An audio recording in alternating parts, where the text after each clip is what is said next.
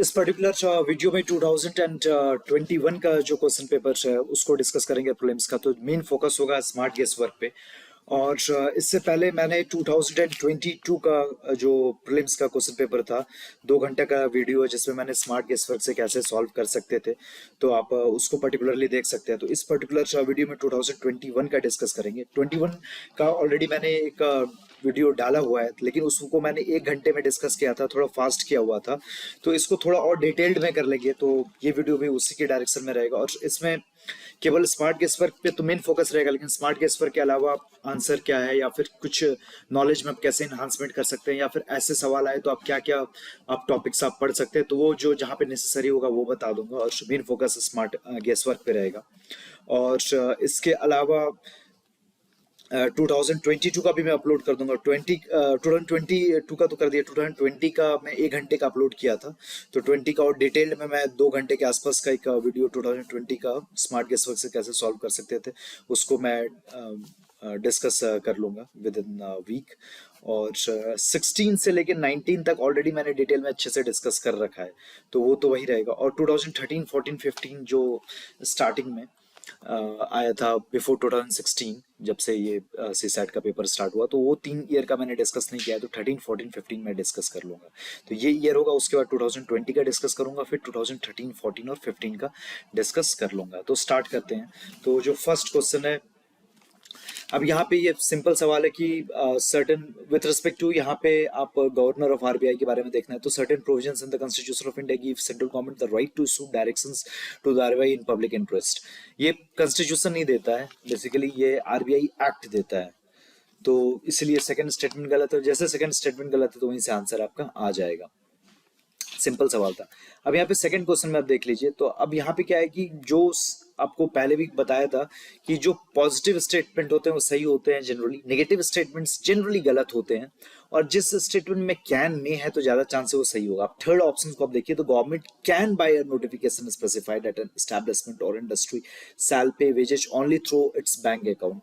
ठीक है, अब बैंक अकाउंट के थ्रू किया जाएगा। अब तो फाइनेंशियल इंक्लूजन वगैरह की भी बात करते हैं, और ऊपर से कैन है तो कर सकते हैं। ठीक है, तो ज्यादा चांस है ये सही होगा। अब ये फर्स्ट और सेकंड में ऑल है, तो इसलिए आपको बहुत लग रहा होगा कि ये एक्सट्रीम स्टेटमेंट है, लेकिन अब इसके इसेंस को समझने की कोशिश कीजिए कि all casual workers are, second statement की बात कर रहा हूं, all casual workers are entitled for regular working hours and overtime payment. अब फैक्ट्रीज एक्ट 1881 की बात करेंगे तो उसमें भी वुमेन और चाइल्ड का एक फिक्स्ड वर्किंग आवर्स होता था। तो वो तो 1881 की बात थी। तो आज के जमाने में तो कैजुअल वर्कर्स का तो रेगुलर वर्किंग आवर्स तो होना ही चाहिए। जब 1881 के फैक्ट्रीज एक्ट में रेगुलर वर्किंग आवर्स था, तो आज तो होगा ही होगा।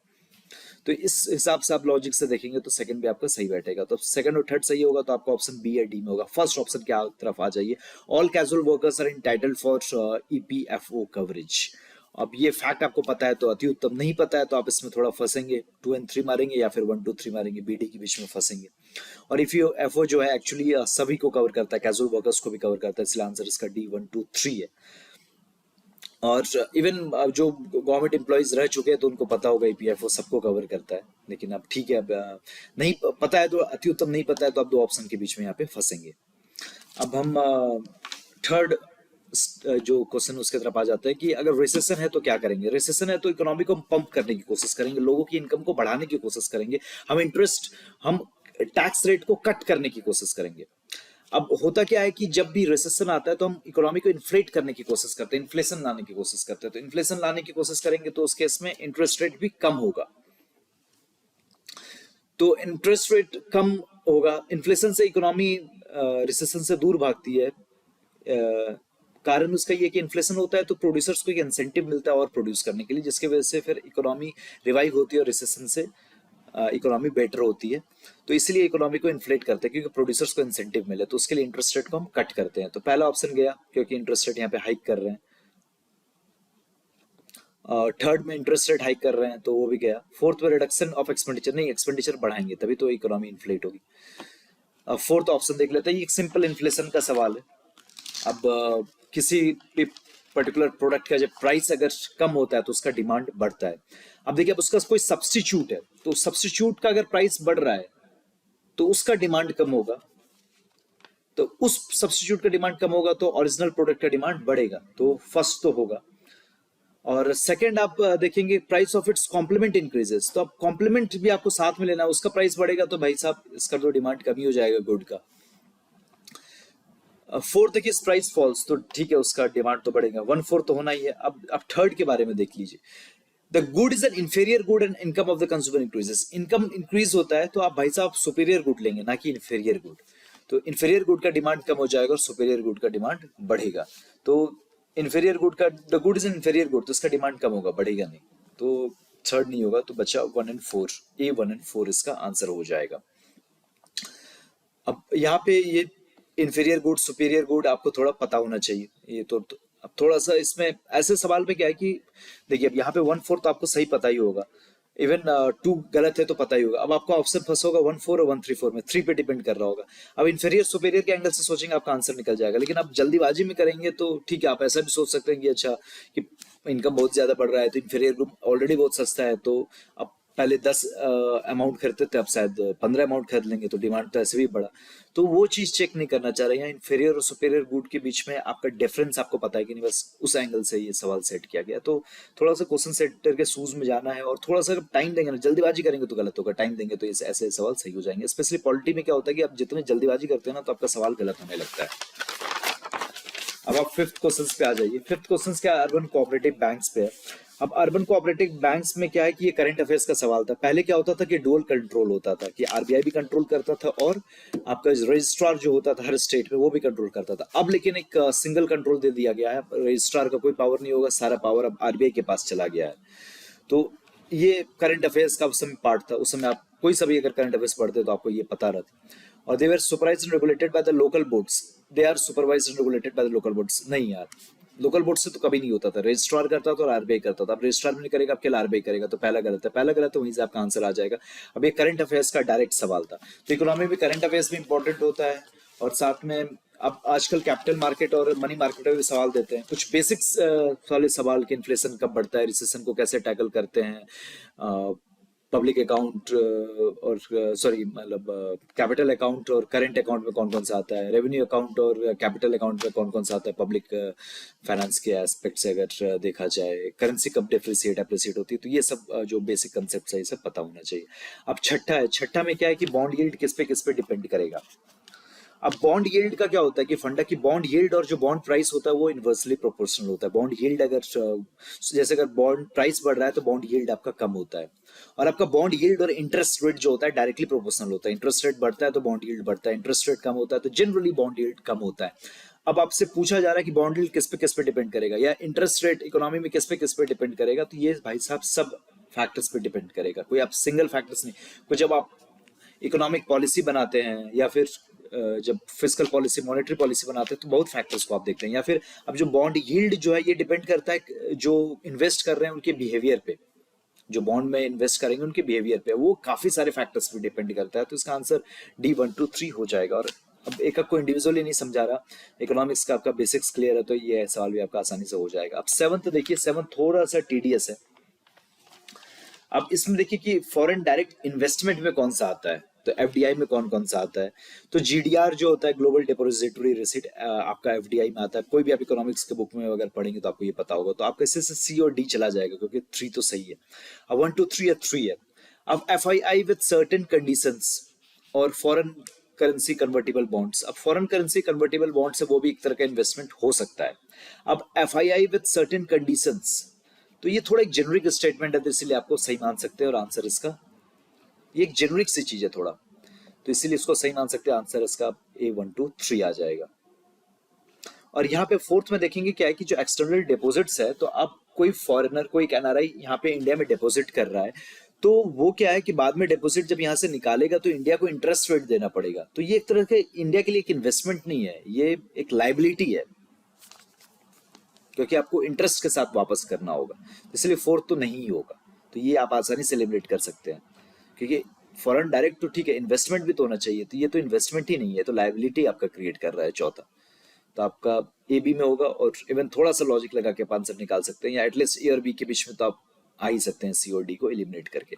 अब डी में आ जाते हैं, करेंसी डिवैल्यूएशन होता है तो नेसेसरली क्या होगा, नेसेसरली अब पूछा जा रहा है। तो टू तो उल्टा ही बोल रहा है, आप डिवैल्यू कर रहे हैं, यहाँ पे वैल्यू बढ़ा दिया जा रहा है, तो टू तो नहीं होगा। टू नहीं होगा तो आपका ए और सी में होगा। और ए और सी में आप इतना बेसिक्स कंसेप्ट आपको पता होगा कि अगर करेंसी को डिवैल्यू किया जाता है, उसका डिवैल्यूएशन होता है, तो उस केस में क्या होता है कि आपका जो एक्सपोर्ट जो होता है ज्यादा कम्पिटेटिव हो जाता है। एक्सपोर्ट का जो मार्केट में, इंटरनेशनल मार्केट में प्राइस कम हो जाता है एक्सपोर्टेड गुड्स का, तो उसकी वजह से वो कॉम्पिटेटिव हो जाता है। वन तो श्योर शॉर्ट होता है, लेकिन अब एक्सपोर्ट्स बढ़ेगा नहीं बढ़ेगा ये नेसेसरी नहीं है। कंपिटेटिव होगा ये नेसेसरी, क्योंकि प्राइस कम हो जाएगा एक्सपोर्टेड गुड्स का इंटरनेशनल मार्केट में, लेकिन कंपिटेटिव होगा। लेकिन एक्सपोर्ट्स ओवरऑल बढ़ेगा कि नहीं बढ़ेगा ये कोई श्योर नहीं है। हो सकता है कि आप प्राइस कम है तो हर सस्ती चीज तो आप खरीद तो नहीं लेते हैं ना, कोई जरूरी थोड़ी है कि आप एक्सपोर्ट भी बढ़ ही जाएगा। जब एक्सपोर्ट कोई जरूरी नहीं बढ़ेगा तो कोई जरूरी नहीं है कि ट्रेड बैलेंस इंप्रूव होगा। तो थ्री नेसेसरी नहीं है, वन नेसेसरी है। और जब आपका करेंसी का डिवैल्यूएशन होता है, डिप्रिसिएशन होता है, उसके साथ आपका इंपोर्ट्स जो होता है वो कॉस्टलियर हो जाता है। अब नौवा देख लीजिए, तो अब नौवा की तरफ आते हैं। अब नौवा 10वां इजी सवाल है, तो इसमें से यहाँ पे पूछा क्या जा रहा है आपसे कि ब्लैक मनी का क्या इफेक्ट होता है। भाई साहब, अब टैक्स इवेजन होता है तो loss to the revenue of the state accrue due to tax evasion. ये एक सिंपल सा सवाल था। और सबसे ज्यादा इन्फ्लेशनरी क्या होता है, तो इसमें देखेंगे creation of new money to finance the budget deficit सबसे ज्यादा इन्फ्लेशनरी होता है। अब देखिए बोरोइंग इजी क्यों होता है, अब आपके पास अगर फिस्कल डेफिसिट है तो उसको फाइनेंस करना है, उसको डेफिसिट को कम करना है, तो उसके इसमें क्या है कि अब दो ऑप्शन होता है, या तो आप नया पैसा छाप दीजिए तो इन्फ्लेशनरी होगा। अब बोरोइंग मार्केट से करते हैं तो क्या होता है कि मनी सप्लाई नहीं बढ़ता है, मनी उतना ही रहता है। जस्ट वो पहले किसी का बंदा था, सॉरी किसी का पैसा था, वो डेट के रूप में गवर्नमेंट को दे दिया, गवर्नमेंट बाद में वापस कर देगी। तो मनी मूव किया मतलब एक तरह से समझ लीजिए पब्लिक ओनरशिप से लेके गवर्नमेंट ओनरशिप की तरफ। वो पहले पब्लिक का था, गवर्नमेंट का हो गया। लोगों ने, अगर वो सरकार लोगों से पैसा उठाती है तो क्या हो गया कि लोग अपना पैसा सरकार को दे दिए। ओवरऑल इकोनॉमी में उतना ही लिक्विड मनी रहा, लेकिन वो जस्ट मनी मूव किया फ्रॉम नॉर्मल जनता टू सरकार, लेकिन मार्केट में उतना ही पैसा रहा। तो इसलिए क्या, जब मार्केट में उतना ही पैसा रहता है तो उसके इसमें वो इन्फ्लेशनरी नहीं होता है या उतना नहीं होता है। ठीक है। अब 11वां देखिए मनी मल्टीप्लायर। अब मनी मल्टीप्लायर आप एनसीईआरटी बेसिक्स अगर आप पढ़े होंगे तो आपको पता होगा, उसका फॉर्मूला होता है 1/r, where r is the reserve ratio. अब सीआरआर या एसएलआर अब ज्यादा होगा तो आपका मनी मल्टीप्लायर कम होता है, क्योंकि अब सीआरआर एसएलआर में क्या होता है कि सीआरआर में क्या होता है कि वो पार्ट ऑफ कैश होता है जो आप बैंक को आरबीआई के साथ रखना पड़ता है। एसएलआर क्या होता है, वो बैंक खुद अपने पास रखता है लिक्विड मनी के फॉर्म में, तो या टाइम लाइबिलिटीज या वगैरह के फॉर्म में रखता है, बैंक अपने पास खुद रखता है। तो ये क्या है कि ये सब रिजर्व में रखना पड़ता है एसएलआर और सीआरआर। अब ये सीआरआर एसएलआर जितना ज्यादा होगा मनी मल्टीप्लायर उतना कम होगा। अब सीडी में बसता है। अब सीडी में देखिएगा कि अब कोई जरूरी नहीं है कि आप पॉपुलेशन बढ़ेगा तो बैंकिंग हैबिट बढ़ेगा। अल्टीमेट चीज बैंकिंग हैबिट होता है, जिसके वजह से मनी मल्टीप्लायर अफेक्ट होता है। तो बैंकिंग हैबिट बढ़ेगा तो मनी मल्टीप्लायर इकोनॉमी में बढ़ेगा। अब 12वां देखिए, 12वां में क्या है कि डिमांड पुल इन्फ्लेशन किसकी वजह से होगा। अब यहां से देखिए एक ऑप्शन आपका है यहाँ पे rising interest rate. Rising interest rate है तो इन्फ्लेशन तो भाई साहब कम होगा ना, क्योंकि लोग बाग तो बैंक में पैसा डालेंगे तो ओवरऑल लिक्विडिटी मार्केट में कम होगी, तो इन्फ्लेशन कम होगा। तो डिमांड पुल इन्फ्लेशन का इन्फ्लेशन ही नहीं होगा राइजिंग इंटरेस्ट रेट के केस में। तो 5 तो ऐसे आप एलिमिनेट कर देंगे और वहीं से आपका आंसर आ जाएगा। इन्फ्लेशन इंडेक्सिंग वेजेस क्या होता है कि जैसे अभी आपका वेज अगर 100 रुपया प्रतिदिन है, 5% बाद में कल को इन्फ्लेशन हो जाता है तो आपका वेज 105 रुपये हो जाएगा। तो इसका न्यूट्रलाइजिंग इफेक्ट होता है इन्फ्लेशन पे। और expansionary policy, fiscal stimulus, higher purchasing power, ये सब they are the reasons for the demand pull inflation. तब ये सब इन्फ्लेशन का टॉपिक। अब 13 देखिए, अब 13 अगर आपको डायरेक्टली नॉलेज के थ्रू पता है तो वेल एंड गुड। अगर आप इन्वेस्ट करते होंगे स्टॉक मार्केट वगैरह में या फिर मनी मार्केट, कैपिटल मार्केट से एसोसिएटेड है तो आपको पता होगा। और यहाँ नहीं तो देखिए आप सेकंड और थर्ड स्टेटमेंट देखिए। अब सारे ऑप्शन देख के आपको पता चल गया होगा कुछ ना कुछ तो स्टेटमेंट इसमें गलत है। तो आपको गलत सबसे ज्यादा किसका चांस है। अब देखिए, retail investors through demat account can invest in treasury bills and government of India debt bonds in the primary market. ये एक थोड़ा जेनरिक स्टेटमेंट है, ज्यादा चांस है ये सही होगा।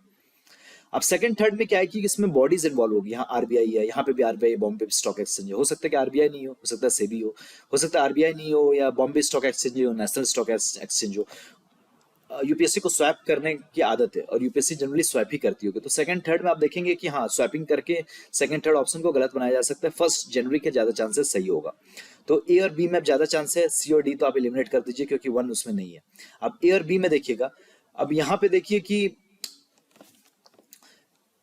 रिजर्व बैंक ऑफ इंडिया और बॉम्बे स्टॉक एक्सचेंज, यहाँ पे दो दो बॉडीज है, तो एक को पलटा गया हो इसका बहुत ज्यादा चांस बनता है कि दोनों सही हो, उसकी प्रोबेबिलिटी हाफ इंटू हाफ 1/4 हो जाती है। 25% प्रोबेबिलिटी होती है कि दोनों सही रखा गया है। 75% प्रोबेबिलिटी की स्टेटमेंट गलत होगा, तो इसको गलत मान लीजिए। 3 को गलत मान लीजिए, तो 3 को गलत मान लिए और 1 को आप सही मान रहे हैं, तो आपका ऑप्शन क्या बना? ए और बी। अब ए और बी के बीच में आप देखिए, अब है कि इसमें मैं मान के चल रहा हूं कि सेकंड और थर्ड में दोनों इस तरह का स्टेटमेंट है कि गलत हो सकता है, गलत हो सकता है, तो अब मान के चलिए एक ही गलत होगा दोनों में, तो अब ज्यादा चांसेस का आंसर 1 और 2 हो जाएगा। अब लेकिन ठीक है, थोड़ा सा अब नहीं पता है तो 1 और 2 ए और बी के बीच में आपका मामला फंस सकता है, लेकिन सी डी तो किसी एंगल से आप नहीं मारेंगे अगर थोड़ा भी आप स्मार्ट गेस वर्क कर रहे हैं, क्योंकि 1 थोड़ा जेनरिक स्टेटमेंट है, तो सी डी तो एलिमिनेट कर देंगे। ए बी में आपका मामला फंसेगा। उसके बाद आपका ठीक है 2 3 में क्या है कि दोनों स्वैपिंग करके गलत किया जा सकता है, तो एक गलत मानिए। अब एक गलत होगा तो थर्ड का गलत होने का चांस ज्यादा है क्योंकि दो दो बॉडीज है, तो आंसर बी 1 और 2 आप मार सकते हैं। 14 पे आ जाइए। 14 तो स्ट्रेट अवे सवाल है, ऐसे सवाल काफी यूपीएससी पूछता है, और ये सवाल पूछता है तो आपको पढ़ने की कोई जरूरत नहीं। कोई वाटर क्रेडिट, कोई भी एक बंदा नहीं होगा प्रीलिम्स में जो वाटर क्रेडिट के बारे में पढ़ा होगा, एक आधा बंदा होगा तो वो पढ़ के भी आप कुछ नहीं उखाड़ ली, क्योंकि आप इतना डेप्थ में पढ़ रहे हैं तो कुछ ना कुछ आपको तो फिर ऐसे भी छूटेगा। अब इसमें देखिए यहाँ पे क्या है कि 1 और 3 जनरल स्टेटमेंट है। जनरली बॉडीज यूपीएससी पलटता है, World Health Organization, World Bank यहाँ पे नहीं होगा, कुछ और होगा, वही पलटा होगा यूपीएससी। सेकंड को गलत मानिए, 1 और 3 इसका आंसर हो जाएगा, वही सी इसका आंसर है। ये water.org के द्वारा वाटर क्रेडिट स्टार्ट किया गया है, तो यहाँ से आपका आंसर निकल सकता है। 15th आप देख लीजिए, lender of last resort RBI को इसलिए बोलते हैं क्योंकि वो बैंक्स को लेंड करता है, एक बेसिक कंसेप्ट है, उस पर ये सवाल पूछा गया है। गवर्नमेंट को लेंड करता है इसलिए उसको लेंडर ऑफ लास्ट रिजॉर्ट नहीं कहते। R2 code of practices. अब इसमें देख लीजिए, ये बहुत ही अच्छा सवाल है, पता घंटा नहीं होगा किसी को, लेकिन फिर भी आप इसका सही आंसर निकाल सकते हैं। पहला etymology, R2 code of practices. R2 दो R है, कुछ इसका रीजन होगा। तो अब यहाँ देखिए, यहाँ पे रेस्पॉन्सिबल रिसाइकलिंग है, तो एक हो सकता है। इसमें R एक रामसार है, एक ही R है। इसमें देखिए एग्रीकल्चर क्रॉप्स में कहीं आपको एक भी आर नहीं मिलेगा। दूसरा आपका नेचुरल रिसोर्सेज में EIA, कहीं आर नहीं मिलेगा। तो इटिमोलॉजी से तो बेस्ट सूटेड आपका ए ही लगेगा। दूसरा देखिए, अब रामसार के बारे में पढ़े होंगे, रामसार में जो जो अच्छी प्रैक्टिस मानी जाती है that is the concept of vice use, और ये वाइस यूज से रिलेटेड तो नहीं है। और रामसार में केवल वाइस यूज आता है, ये तो कुछ नहीं हुआ है। और रामसर के बारे में आपने डिटेल में पढ़ा होगा, ऐसा नहीं पढ़ा है तो मान लीजिए नहीं होगा रामसर में। और यूपीएससी का जो क्वेश्चन सेटर होगा जबरदस्ती ये ऑप्शन बनाया। थर्ड अगर देखेंगे और फोर्थ देखेंगे तो भी जेनरिक लगेगा यार। EIA में भाई साहब नेचुरल रिसोर्सेज की EIA में कुछ अलग नहीं होता है। EIA जो चीज है वो है, EIA के बारे में आपने पढ़ा होगा, R2 कोड ऑफ प्रैक्टिसेस कुछ नाम की कोई चीज नहीं है, मतलब जबरदस्ती बनाया गया। थर्ड में भी देखेंगे एग्रीकल्चर क्रॉप्स को आप डिग्रेडेड लैंड से बना रहे हैं, ये यूपीएससी थोड़ा जबरदस्ती बनाया वो ऑप्शन लग रहा है। और कोई भी इसमें R नहीं है, R2 का कोई एक सेंस होगा। किसी चीज का नाम रखते हैं ना, किसी लॉजिक के बुनियाद पे नाम रखा जाता है, ऐसे नहीं अतः R2 रख देंगे, S2 रख देंगे, A2 रख देंगे, कुछ सेंस होगा। तो रिस्पॉन्सिबल रिसाइकलिंग एक ऑप्शन बनता है, और ऐसा लग रहा है कि क्वेश्चन सेटर ये जबरदस्ती ऑप्शन नहीं बना सकता है, कुछ डायरेक्ट होगा। और ये यूपीएससी का फेवरेट एरियाज के अकॉर्डिंग भी आप कर सकते हैं। यहाँ पे तो सब इन्वायरमेंट से रिलेटेड है, लेकिन कभी कभी आप कुछ इन्वायरमेंट से रिलेटेड है, कुछ नहीं हो, तो ज्यादा चांसेस जो इन्वायरमेंट से रिलेटेड है वही सही होता है, क्योंकि यूपीएससी का इन्वायरमेंट, जैनिज्म, बुद्धिज्म ये सब फेवरेट एरियाज है। और थोड़ा सा इस एंगल से भी सोचिएगा कि एक सही है, बाद बाकी 3 गलत है, तो 3 जबरदस्ती बनाया गया, तो क्वेश्चन सेटर क्या जबरदस्ती बना सकता है। थोड़ा क्वेश्चन सेटर के शूज में जाके आप देखेंगे ना, उनके शूज में जाके आप देखेंगे तो आपको थोड़ा इजीली आप आंसर, जो करेक्ट आंसर है आप उसको आप लोकेट कर सकते हैं। अगला आते हैं 17 पे। अब 17 में यहाँ पे देखिए, वही एक बेसिक सी चीज है कि अब जब कोई एक्सट्रीम स्टेटमेंट होता है तो वो गलत हो जाता है। अब यहाँ पे लीथल है भाई साहब, कॉपर स्मेल्टिंग प्लांट बहुत जगह है। आप जैसे अब जमशेदपुर के पास जो सिटीज जैसे घाटशिला है, मतलब मैं अपने झारखंड की बात कर रहा हूँ, वहां पे है। तो अब इस कॉपर स्मेल्टिंग प्लांट, जहां पे भी कॉपर की माइनिंग होती है आसपास स्मेल्टिंग प्लांट्स होते हैं, तो भाई साहब अगर लीथल क्वांटिटीज होगा, किसी की अब जान लेवा अगर क्वांटिटीज में होगा, तो भाई साहब कॉपर स्मेल्टिंग प्लांट को बैन कर दिया जाएगा। कोई चीज अगर लीथल हो तो उसको नहीं चलने दिया जाएगा, इतना तो लॉजिक कहता है। तो 1 तो एक्सट्रीम स्टेटमेंट है, भले मे लगा हुआ लेकिन ये एक्सट्रीम स्टेटमेंट होगा। यहीं से 1 को एलिमिनेट करेंगे, आपका आंसर आ जाएगा बी 2 एंड 3। 18 पे आ जाइए, फर्नेस ऑयल के बारे में, ठीक है। Some industries use it, some industries, ठीक है। जेनरिक स्टेटमेंट है। जेनरिक स्टेटमेंट पॉजिटिव स्टेटमेंट और बीच वाले स्टेटमेंट, एक्सट्रीम नहीं हो, बीच वाला हो, सम, मे, कैन, तो ये सही होता है। पॉजिटिव स्टेटमेंट जनरली सही होता है, नेगेटिव गलत होता है, ठीक है। और it use causes sulphur emissions into the environment, कर सकते हैं, सल्फर हो सकता है, कोई बड़ी बात नहीं है। सम इंडस्ट्रीज हो सकता है। 2 3 जेनरिक है। 1 में देखिए, it is a by product of oil refineries. अब ये आप अगर विजन आईएस वगैरह के भी पीडीएफ सिस्टम में पढ़ेंगे तो आपको आया था, कवर हुआ था 1-2 साल में कि फर्नेस ऑयल आपका ऑयल रिफाइनरीज से निकलता है। It is a product of the oil refineries. अब ये भी थोड़ा जेनरिक सही है, कोई ऐसा नहीं है कि बहुत ऑयल रिफाइनरी से नहीं निकलता होगा, कहीं और से निकलता होगा, कम चांस है। तो ठीक है, ये भी थोड़ा जेनरिक लगेगा। इसको आप गलत मानेंगे किस बुनियाद पे, किस लॉजिक पे फर्स्ट को आप गलत मानेंगे, कोई सेंस नहीं है। तो आपका डी 1 2 3 हो जाएगा। अब ब्लू कार्बन आपका एटिमोलॉजी से निकल जाएगा। ब्लू कार्बन है, ब्लू ओशन तो रिप्रेजेंट करता है। Carbon controlled in petroleum natural gas को हम ब्लू क्यों बोलेंगे भाई साहब? एटमॉस्फेयर को ब्लू क्यों बोलेंगे? पानी को अगर ओशंस और कोस्टल को ब्लू बोल सकते हैं क्योंकि पानी को ब्लू से दर्शाया जाता है, फॉरेस्ट को ग्रीन से दर्शाया जाता है। तो अब एटिमोलॉजी से आपका निकल जाएगा A, carbon captured by the oceans and the coastal ecosystems. अब 20 पे आ जाइए। 20 में देखिएगा कि कौन इसमें से विदाउट सॉइल जनरली ग्रो करता है। मशरूम सॉइल पे ग्रो करता होगा, आप देखे होंगे इजिली, तो आपका बी और सी में आ जाएगा। अब आप लाइकन काई देखे होंगे कि आपका दीवार पे ग्रो करता है, तो 2 तो आएगा। 3 है मॉस जो फंस रहा है। अब बीसी में आप देखिए, अब इसमें अब कुछ ज्यादा लॉजिक काम नहीं करेगा, तो आप बीसी में मारिएगा, इसका आंसर सी 2 एंड 3 है। मॉस भी ग्रो करता है। फर्न क्या होता है कि उसमें सीड्स भी नहीं होता है, फ्लावर्स भी नहीं होता है, लेकिन हाँ उसको सॉइल चाहिए होता है ग्रो करने के लिए। ये टेरिडोफाइटा में आता है। मॉस जो होता है ये ब्रायोफाइटा में आता है। लाइकन वगैरह जैसे एल्गी वगैरह में हुआ वो थैलोफाइटा में आता है। मशरूम तो आपका और भी एलिमेंट्री फॉर्म में आपका चला गया। हाँ, इनमें से कौन सा मॉस्किटो रेपेलेंट है? अब आप देखे होंगे कि फार्मर्स, इनमें से कांग्रेस ग्रास जो है एक तरह का वीड है। एलिफेंट ग्रास बहुत बड़ी हाइट का होता है, तो इसलिए इसको एलिफेंट ग्रास कहते हैं। नट ग्रास तो मैंने भी पहली बार सुना था ये जब क्वेश्चन सॉल्व कर रहा था। Lemon grass farmers generally grow करते हैं और उसको मार्केट में बेचते हैं। और एनटीएफपी भी एक इंपॉर्टेंट एनटीएफपी भी, नॉन टिम्बर फॉरेस्ट प्रोड्यूस भी है लेमन ग्रास, जिसको ग्रो किया जाता है और इसमें इसेंशियल ऑयल्स वगैरह पाए जाते हैं। बस मेरे को इतना ही पता था, तो इसी से लगा कोई इसेंशियल ऑयल्स मिलते होंगे, तो मेनली इसी को यूज किया जाता होगा मॉस्किटो भगाने के लिए, क्योंकि इसेंशियल ऑयल्स है तो मेडिसिनल प्रॉपर्टी हो गया। जब मेडिसिनल प्रॉपर्टी है तो ज्यादा चांस है कि इसको यूज किया जाता होगा मॉस्किटो को भगाने के लिए।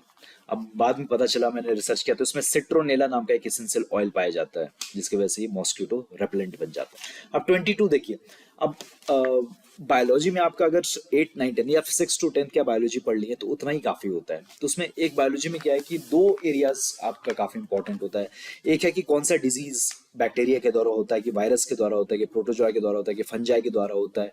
तो ये सब डिजीज और किस ऑर्गेनिज्म के द्वारा होता है, तो यूपीएससी का थोड़ा एक फोकस रहता है, स्पेशली जब बायोटेक्नोलॉजी पढ़ेंगे तो एरिया पढ़ लीजिएगा। दूसरा है जो आपका टैक्सोनॉमी है, प्लांट और एनिमल टैक्सोनॉमी।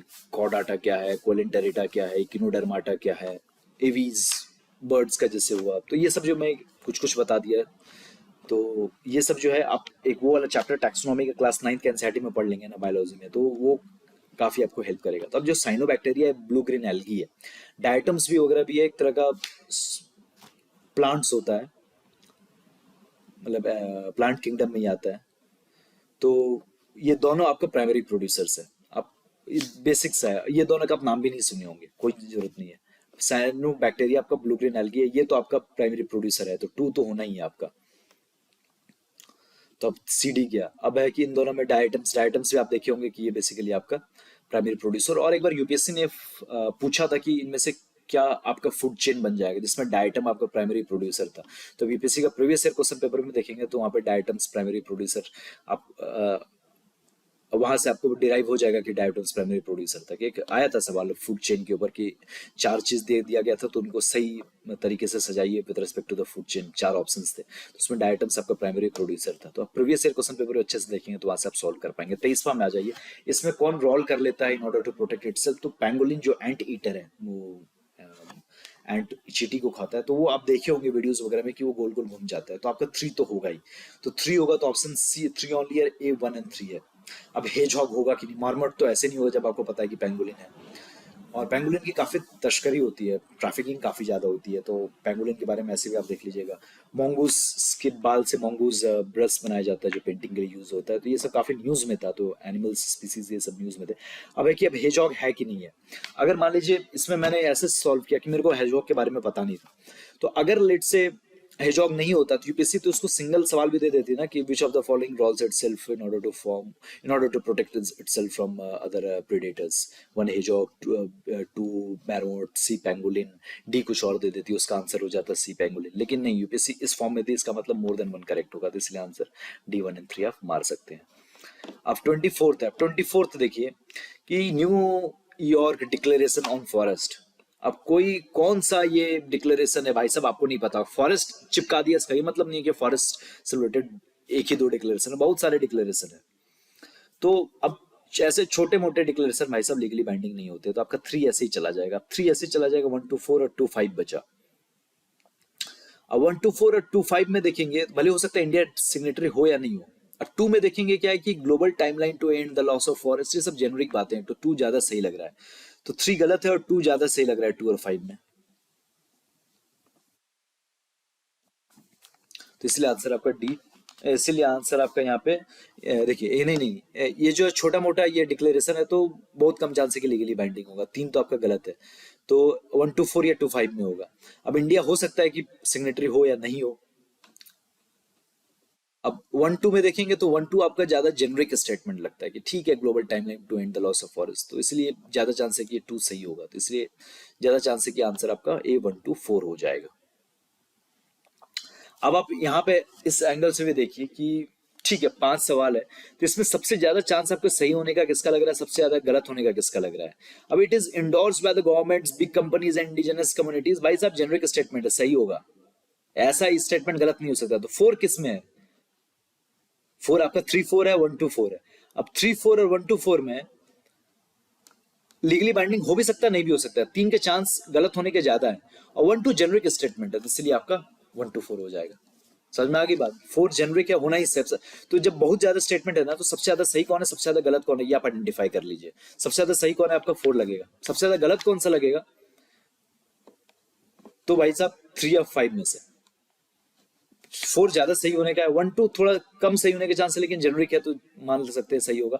3 और 5 के गलत होने के चांस ज्यादा है क्योंकि इंडिया मेंबर ना हो, लीगली बाइंडिंग ना हो, तो इसलिए आंसर ए 1 to 4 हो जाएगा।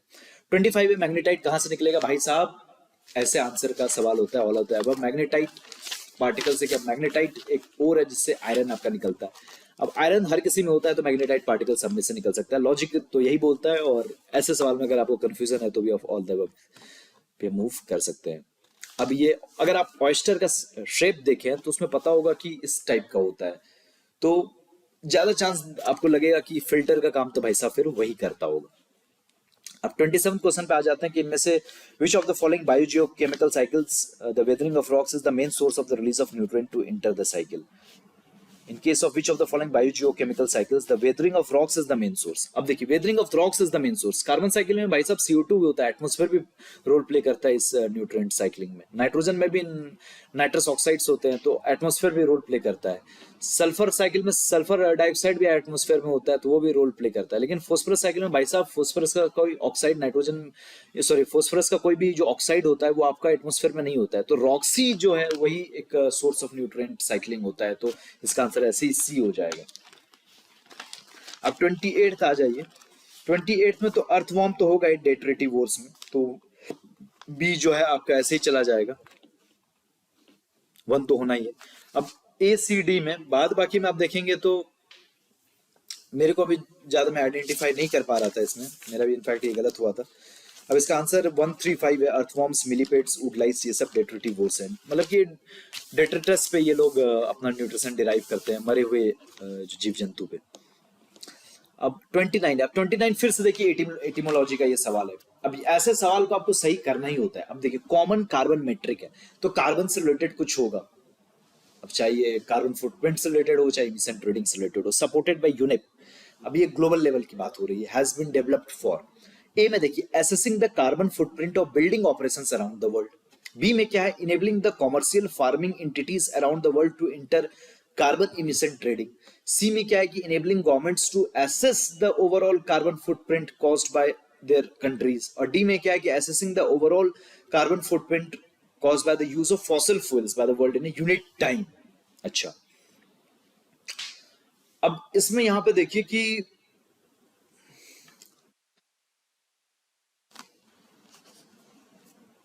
कॉमन कार्बन मीट्रिक की बात की गई है। अब यूनेप जनरली गवर्नमेंट के बीच में कोई एग्रीमेंट की बात करेगा। अब इसमें प्राइवेट एंटिटीज के बारे में जनरली बात नहीं होगी। अब अभी तो भाई साहब कंट्रीज ही अपना कार्बन फुटप्रिंट मेजर सही से नहीं कर पा रही है, अब ये प्राइवेट एंटिटीज के बारे में यूनेप बोलने लगे तो ये तो कुछ ज्यादा ही हो जाएगा। तो ये, और वो भी commercial farming entities around the world to inter carbon emission trading. अब कंट्रीज ही अब सही से कार्बन इमिशन ट्रेडिंग नहीं कर पा रही है। आप देखे होंगे कि कॉप 26 वगैरह में कितनी दिक्कत हो रही थी क्योटो को का जो इमिशन ट्रेडिंग था उसको कंटिन्यू करने में पेरिस डील में। तो भी तो कुछ ऐसे ही फार फ्लेज्ड है। और UNEP generally government inter governmental चीजें ही यहाँ पे अब सपोर्ट करेगा। प्राइवेट प्लेयर्स के लिए तो ये तो नहीं करेगा। प्राइवेट प्लेयर्स के लिए जो छोटो मोटो जो आप जिस ऑर्गेनाइजेशन का नाम नहीं सुनेंगे वो भले करे, यूनेप तो नहीं करेगा। यूनेप गवर्नमेंट टू गवर्नमेंट ही करेगा। तो बी आपका ऑप्शन गया। अब ए सी डी में आइए तो सी में जेनरिक है कि carbon footprint by the countries. A में क्या है कि carbon footprint of building operations. और डी में क्या है, carbon footprint of fossil fuels. अब ए और डी कहने स्पेसिफिक हो गया। सी क्या है कि सब चीज का कार्बन फुटप्रिंट। अब भाई साहब सवाल पूछा है तो कोई स्पेसिफिक चीज के बारे में पूछेगा। सी क्या है कि जेनरिक चीज है कि ठीक है carbon footprint caused bye the countries. ना भाई साहब, अब सवाल पूछा गया है तो कोई अब स्पेसिफिक चीज में घुसेगा, चाहे वो बिल्डिंग ऑपरेशंस हो चाहे फॉसिल फ्यूल्स हो। अब ए बी तो होना ही नहीं है। अब ए सी डी में देखिए आपको जब आप कंपेयर करेंगे तो लग रहा होगा सी जबरदस्ती बनाया गया ऑप्शन आंसर ए और डी के बीच में, क्योंकि ए और डी ज्यादा स्पेसिफिक है। सी तो भाई ऊपर ऊपर से बात कर दिया, अच्छा carbon footprint of each countries. भाई साहब ईच कंट्री का कार्बन फुटप्रिंट मेजर करने के लिए आपको इंडिविजुअल सेक्टर्स का कार्बन फुटप्रिंट मेजर करना होगा, चाहे वो बिल्डिंग का हो चाहे वो फॉसिल फ्यूल्स का हो। तो आंसर ए और डी में होगा। सी जबरदस्ती क्वेश्चन सेटर ने बनाया तो सी भी एलिमिनेट हो गया, बी तो पहले एलिमिनेट हो गया था, ए डी में आया। और डी में देखेंगे ना भाई साहब, फॉसिल फ्यूल्स का कार्बन फुटप्रिंट मेजर करने में ज्यादा कुछ नहीं है। आपको फॉसिल फ्यूल्स का मास पता है ना, कितना CO2 निकलेगा, ऐसे ही पता चल जाएगा। ज्यादा कुछ बहुत बड़ा फॉर्मूला की जरूरत नहीं है। लेकिन हाँ, बिल्डिंग ऑपरेशंस का कार्बन फुटप्रिंट के लिए कुछ आपको टेक्निक्स चाहिए, तो उसकी बात हो सकती है। तो थोड़ा ये स्पेसिफिक और लगता भी है, और ऐसा लग नहीं रहा है कि बिल्डिंग ऑपरेशंस यूपीएससी इस तरह से जबरदस्ती ऑप्शन बना सकता है। भाई साहब ये छापा गया है, ऐसा देख के लग रहा है। अच्छा कार्बन कौन कार्बन मीट्रिक, अच्छा बिल्डिंग ऑपरेशंस का है। और ये सब बाद बाकी देखेंगे फॉसिल फ्यूल्स का, कंट्रीज का कार्बन फुटप्रिंट, इमिशन ट्रेडिंग, वो भी भाई साहब प्राइवेट का। ये सब बीसीडी लग रहा है साफ साफ की ये सब बनाया गया है ऑप्शन से। और ये जो है आपका एक्चुअल आंसर है। प्राइवेट प्लेयर्स होंगे नहीं इसलिए बी गया। सी में क्या है कि काफी जेनरिक है। अब पूछा गया सवाल तो कुछ तो स्पेसिफिक होगा। सी में कंट्रीज का कार्बन फुटप्रिंट के बारे में है। डी में क्या है कि कंट्री के फॉसिल फ्यूल्स का कार्बन फुटप्रिंट है। और ए में क्या है, कंट्रीज के बिल्डिंग ऑपरेशंस का कार्बन फुटप्रिंट है। ए डी ज्यादा स्पेसिफिक आंसर इन दो में होगा, सी क्योंकि ज्यादा जेनरिक है। अब ए डी में देखेंगे तो डी का कार्बन फुटप्रिंट मेजर करना कोई बड़ी बात नहीं है, तो इसके लिए कुछ कार्बन मेट्रिक बनाने की जरूरत नहीं, इसके लिए बनाने की जरूरत है, इसलिए आंसर ए हो गया। अब 30 में कौन सिम्बायोटिक रिलेशनशिप में रह सकता है? भाई साहब तीनों रहेंगे, क्यों नहीं रह सकते, कोई लॉजिक नहीं। Answer all of the above होगा। साइंस और टेक्नोलॉजी में नहीं समझ में आता है, कोई आप एलिमिनेट नहीं कर पा रहे हैं, तो easily answer all of the above मार सकते हैं आप। 31 में फिर से आ जाइए। और जो लोग भी बोलते हैं कि अब 2018, 19, 20, 21, 22 अब पेपर काफी डिफिकल्ट हो गए, वो बात सही है, लेकिन एलिमिनेशन टेक्निक्स काम नहीं करती। अगर ये बोला जा रहा है तो बिल्कुल बेहुदा सी बात है। अब it is the only circular temple, अब यही गलत है क्योंकि एक्सट्रीम है, तो 2 गलत है, तो वहीं से आपका आंसर भी आ जाएगा C1 और 4। अब ये सर्कुलर टेम्पल, ये जो मोरेना में 64 Yogini temple, that was the inspiration for the design of the parliament building. तो ठीक है, अब ये इसने बनाया होगा इस डायनेस्टी ने, ठीक है। अब ये वैष्णव कल्ट का नहीं है क्योंकि ये शिवा टेम्पल है। अब 32 ये आपका करंट अफेयर्स का डायरेक्ट सवाल था, ये आपका आंसर है इसका धोलावीरा। अब 33 आप देखेंगे तो थोड़ा ये इसमें ज्यादा लॉजिक वॉजिक आप कुछ नहीं कर सकते, आप पढ़ेंगे तो ही हो पाएगा। और इसमें आंसर इसका जो है वन ओनली, ये ब्रोच जो गुजरात में है। और कौन से फैक्ट्रीज किस कंट्री ने मतलब इंग्लैंड ने, डच ने, फ्रेंच ने किस ईयर में कहाँ पे फैक्ट्री स्टैब्लिश की थी, तो एक स्पेक्ट्रम एक चैप्टर है, वो चैप्टर को अच्छे से कर लीजिएगा। मेंस में तो जनरली सवाल नहीं आया है। एक सवाल जैसे आ सकता है कि ब्रिटिशर से क्यों सुपीरियर रहे बाद बाकी कंट्रीज, क्यों नहीं इंडिया पे राज कर पाए, या फिर ब्रिटिशर्स इतने ज्यादा सक्सेसफुल क्यों रहे, जेनरिक सवाल ही आ सकता है। तो वो हो गया। और साथ में प्रीलिम्स पे एक सवाल हर साल आता है कि the advent of the European powers के ऊपर, तो वो चैप्टर अच्छे से आप कर लीजिएगा। अब 34th के ऊपर स्ट्रेट अवे आते हैं। आपको 34th में बस इतना ही पता है कि अब देखिए, अब गुप्ताज से लेके हर्षवर्धन तक कौन कौन डायनेस्टी थी भैया बताना है। तो गुप्ताज से लेके हर्षवर्धन तक, हर्षवर्धन भाई साहब पुष्यभूति डायनेस्टी का था, गुप्ताज तो गुप्ताज डायनेस्टी के थे। तो गुप्ताज और मगध वन तो होगा, से गुप्ता से लेके हर्षवर्धन तक, मतलब गुप्ता से लेके पुष्यभूति तक, गुप्ता ऑफ मगध से लेके पुष्यभूति ऑफ थानेसार तक, मतलब 1-3 आएगा ही, 1-3 आएगा तो आपका आंसर बी 1346 हो जाएगा। बस आपको इतना ही पता है कि हर्षवर्धन पुष्यभूति डायनेस्टी का, तो आपका आंसर सॉल्व हो गया। बस आपका हर डायनेस्टी के इंपॉर्टेंट किंग्स और डायनेस्टी का सीक्वेंस आपको पता है, तो एंशिएंट मिडाइवल का एटलीस्ट आप एक सवाल तो सॉल्व कर ही सकते हैं।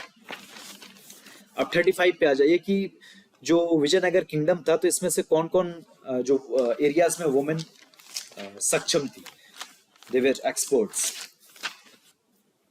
अब सूद सेइंग का मतलब होता है भविष्यवाणी करना। अकाउंटिंग, एस्ट्रोलॉजी, रेसलिंग आपको पता होगा। रेसलिंग आदम जमाना से चला आ रहा है। अब जो ओलंपिक्स होता था, रोमन ओलंपिक्स, एंशिएंट ओलंपिक्स, उसमें भी रेसलिंग होता था। एस्ट्रोलॉजी तो आर्यभट्ट के टाइम से चला आ रहा है। अकाउंटिंग ठीक है, काफी टाइम पहले से चाणक्य भी अकाउंटिंग की बात की है। सूद सिंह, भविष्यवाणी तो ठीक है, वो एस्ट्रोलॉजी टाइप का ही हो गया। तो अब मेन तो ये करते आ रहे हैं, वोमेन भी करती ही होंगी, भले सब नहीं करती होंगी, कुछ कुछ तो करती होंगी, कुछ कुछ ही करती होंगी, तो सब सही हो जाएगा। और इसलिए आंसर इसका D1234 है। ये कॉमन सेंस का सवाल है। और क्या रीजन है कि वोमेन कुछ में एक्सपर्ट होगी, कुछ में नहीं होगी? कोई रीजन नहीं है। कुछ वोमेन अगर एक दो वोमेन भी अगर हाँ सूद सिंह में एक्सपर्ट है, अकाउंटिंग एक्सपर्ट है, तो माना जाएगा women were expert in these fields. तो ठीक है, इसका आंसर 1234 हो जाएगा। 36 इसका आंसर है, Rabindranath Tagore translated the national anthem from Bengali to English here. अब इस पे ज्यादा लॉजिक वॉजिक आप नहीं इसमें छेड़ पाएंगे। ठीक है, थियोसॉफिकल सोसाइटी आपका शायद यहाँ पे सेटअप नहीं किया गया था, तो ये तो आप डायरेक्टली पढ़ेंगे कहाँ पे सेटअप किया हुआ था, मेरे को याद नहीं है, लेकिन हाँ एटलीस्ट बदलना पल्ले पे तो नहीं है, तो डी आप एलिमिनेट कर लेंगे। लेकिन ABC में इवन बी भी नहीं होगा, क्योंकि बी होता, क्योंकि आप ये पढ़ेंगे आप क्विट इंडिया मूवमेंट वगैरह में। तो अब AC में ज्यादा चांस है, या फिर ABC बोल लीजिए। डी तो आप एलिमिनेट कर लेंगे, उसके बाद आप लॉजिक से आप कुछ नहीं कर पाएंगे। 37 क्या है कि बुर्जा होम आपका न्यूलिथिक साइड है, तो 1 गया, तो 1 गया। अब आंसर C और D में होगा। उसके बाद बस मेरे को इतना ही पता था, लेकिन मैंने फिर निकाला तो मैंने 3 ओनली मारा, लेकिन आंसर इसका D 2 और 3 है। चंद्र केटुगढ़ वेस्ट बंगाल में टेराकोटा आर्ट के लिए फेमस है। गानेश्वर राजस्थान में कॉपर आर्टिफैक्ट्स के लिए फेमस है। कैलकुलेटिक एज का पीरियड का ये हिस्टोरिकल प्लेस है। बुर्जा होम एक्चुअली न्यूलिथिक साइट है जम्मू एंड कश्मीर में। तो रॉक कट श्राइन्स की तो बात ही नहीं है। रॉक कट श्राइन्स तो लगभग मौर्याज के आसपास से शुरू होता है। ये तो न्यूलिथिक साइट है बुर्जा होम। तो जो neolithic sites, chalcolithic sites, palaeolithic sites, mesolithic sites है, तो कौन कौन है, किस जगह पे है, तो ये आपको पता होना चाहिए। 38 पे आप देखिए। अब 38 आप ये लॉजिक से सॉल्व कुछ हद तक तो आप कर सकते हैं। अब देखिए, इसमें इतना आपको पता है कि कौन से डायनेस्टी के बाद कौन आता है। स्लेव डायनेस्टी के बाद आपका कौन आता है, तो खिलजी। खिलजी के बाद आता है तुगलक। तुगलक के बाद आता है सैयद। सैयद के बाद आते हैं आपके लोधी। सैयद इसलिए आए थे क्योंकि तैमूर ने इंडिया पे आक्रमण किया था 1398 में। और उससे पहले आपके कौन थे, तो तुगलक थे। तुगलक में भी पहले मोहम्मद बिन तुगलक आया था, बाद में फिरोज शाह तुगलक आया था। It was during the reign of Mohammad bin Tughlaq that Timur occupied Multan and cross the Indus. भाई साहब, तैमूर आएगा इंडिया में, उसके बाद सैयद डायनेस्टी स्टार्ट होगी। तो तैमूर तैमूर आएगा तो तुगलक डायनेस्टी के लास्ट रूलर्स के आसपास आएगा। मोहम्मद बिन तुगलक पहले आए थे, बाद में फिरोज शाह तुगलक आए थे, तो ये फिरोज शाह तुगलक के टाइम में आएगा। आप लॉजिकली ये डिराइव कर सकते हैं। थोड़ा सा आपको अगर मिडाइवल पढ़े हैं तो 2 तो आपका गलत है, तो यहीं से आपका ऑप्शन A या C में से होगा। ठीक है, अब A और C में से होगा। अब इसमें अब उसके बाद आप लॉजिक से ज्यादा कुछ नहीं कर पाएंगे। अब इसका आंसर क्या है कि जो क्रिस देवर आए थे वो 1446 में मर गए थे, तो वास्को डी गामा 1498 में आएगा, तो तीसरा भी आपका गलत है। पहला क्या है कि चंगेज खान अटैक किया था इंडिया पे इल्तुतमिश के टाइम पे, फिर इल्तुतमिश के टाइम पे अटैक होगा, बलबन के टाइम पे अटैक होगा, फिर अलाउद्दीन खिलजी के टाइम पे अटैक होगा, चंगेज खान नहीं मंगोल्स का। और अलाउद्दीन खिलजी जो आप पद्मावत मूवी में देखे होंगे कि मंगोल का अटैक होता है, अलाउद्दीन खिलजी लड़ने जाता है। अलाउद्दीन खिलजी उस समय मिलिट्री जनरल होता है जलाउद्दीन खिलजी के रेन में। तो ये आपका सही है, 1 सही है, 2 गलत है, 3 गलत है। ये 2 एक्चुअली मोहम्मद बिन तुगलक नहीं, फिरोज शाह तुगलक है। 3 तो आपका टाइम पीरियड ही गलत है। कृष्णदेव राय मर गए थे 1498 जब वास्को डी गामा आया था। अब कृष्णदेव राय मरे 1446 में, वास्को डी गामा आया 1498 में। आप हाँ थोड़े नॉलेज से 2 को एलिमिनेट कर सकते हैं। 2 को एलिमिनेट करेंगे तो आपका 2 ऑप्शन बचेगा, ए और सी। अब आप ठीक है थोड़ा तुक्का खेल सकते हैं। 39 में आप देख लीजिए हिस्ट्री का सवाल है, एक ना एक तो गलत होगा। अब Saint Francis was one of the founding members of the Jesuit order, पहला स्टेटमेंट। Third statement, feast of the Saint Francis Xavier is celebrated in Goa each year. अब यहाँ पे इंडिया में गोवा में होगा, नहीं तो इसके अलावा कहाँ होगा? तो 1 और 3 ज्यादा जेनरिक लग रहा है, चांस ज्यादा सही होने का। 2 अब एक गलत होगा, तो मेरे को लगा कि मैंने इसको इस तरह से सॉल्व किया कि ठीक है इसमें एक तो एक गलत होगा। तो सबसे ज्यादा गलत कौन लग रहा था? मेरे को सबसे ज्यादा गलत 2 लग रहा था, क्योंकि शायद वो गोवा में नहीं मरे हो, कहीं और मरे हो, तो इसलिए मेरे को 2 गलत लग रहा था। और 1 3 तो जेनरिक लग रहा था, इसलिए सही लग रहा था, इसलिए मैंने C1 और 3 इसमें मारता और ये सही होता। और एक्चुअली वो मरे थे एक चाइनीज आइलैंड पे, ठीक है। अब 40 देख लीजिए, 40 में 40 में आप सॉल्व कर सकते हैं। अब देखिए इसमें 40 में इतना तो मान लेंगे आप, आंसर देख के नीचे ऑप्शंस देखे, सॉरी, कि कुछ स्टेटमेंट सही है कुछ गलत है, आपको कुछ सही और कुछ गलत आपको पता करना है। अब इसमें देखिए बहुत ध्यान से सुनिएगा, जिस भी स्टेटमेंट में आपके 2 फैक्ट्स होते हैं तो वो स्टेटमेंट आप मान लीजिए गलत है। अब कैसे? अब 2 फैक्ट है, तो पहला फैक्ट सही होने की प्रोबेबिलिटी 50%, दूसरे फैक्ट सही होने की प्रोबेबिलिटी 50%, तो ओवरऑल स्टेटमेंट सही होने की प्रोबेबिलिटी 50% इंटू 50%, मतलब हाफ इंटू हाफ 1/4, मतलब 25% चांसेस स्टेटमेंट सही है, 75% चांसेस स्टेटमेंट गलत है, तो मान के चलिए वो स्टेटमेंट गलत होगा। अब देखिए पहला स्टेटमेंट देख लीजिए, Mitakshara was the civil law for the upper caste and Dayabhaga was the civil law for the lower caste. अब ठीक है, अब सेकंड और थर्ड स्टेटमेंट पढ़ेंगे तो पता चलेगा कि सिविल लॉ है। अब ये लोअर कास्ट के लिए क्या अपर कास्ट के लिए? तो अब हो सकता है कि मिताक्षर भी अपर कास्ट के लिए हो, दयाभाग भी अपर कास्ट के लिए हो, मिताक्षर भी लोअर कास्ट के लिए हो, दयाभाग भी लोअर कास्ट के लिए। तो मिताक्षर अपर कास्ट के लिए हो सकता है, लोअर कास्ट के लिए भी हो सकता है, दयाभाग भी अपर कास्ट के लिए हो सकता है, लोअर कास्ट के लिए भी हो सकता है। तो कॉम्बिनेशन आपके क्या है? Upper upper lower lower lower upper upper lower, उसमें से यही हो तो उसकी प्रोबेबिलिटी 1/4 है, 25% है, 25% प्रोबेबिलिटी सही होने की, तो मान लीजिए गलत है, ठीक है। अब आप इसमें देखिए थर्ड में भी क्या है कि Mitakshara system deals with the matters related to the property held by the male members only, whereas the Dayabhag system deals with the matters related to the property held by the both male and the female members of a family। अब क्या है कि या तो केवल female members के पास property हो तो बनता नहीं है पैट्रियार्कल सोसाइटी, या तो केवल मेल के पास हो या दोनों के पास हो। इसमें भी देखेंगे केवल मेल के पास हो, दोनों के पास हो, दोनों ही हो सकता है। ये भी केवल मेल के पास हो, दोनों के पास, दोनों ही हो सकता है। तो मिताक्षर भी 2 तरह से हो सकता है, मेल ओनली या बोथ। दयाभाग भी दोनों तरह से होता है, मेल ओनली बोथ। तो अब मिताक्षर सिस्टम में जो प्रॉपर्टी केवल मेल के पास होगी ऐसा बोल रहा है, दयाभाग में बोल रहा है कि दोनों के पास होगी।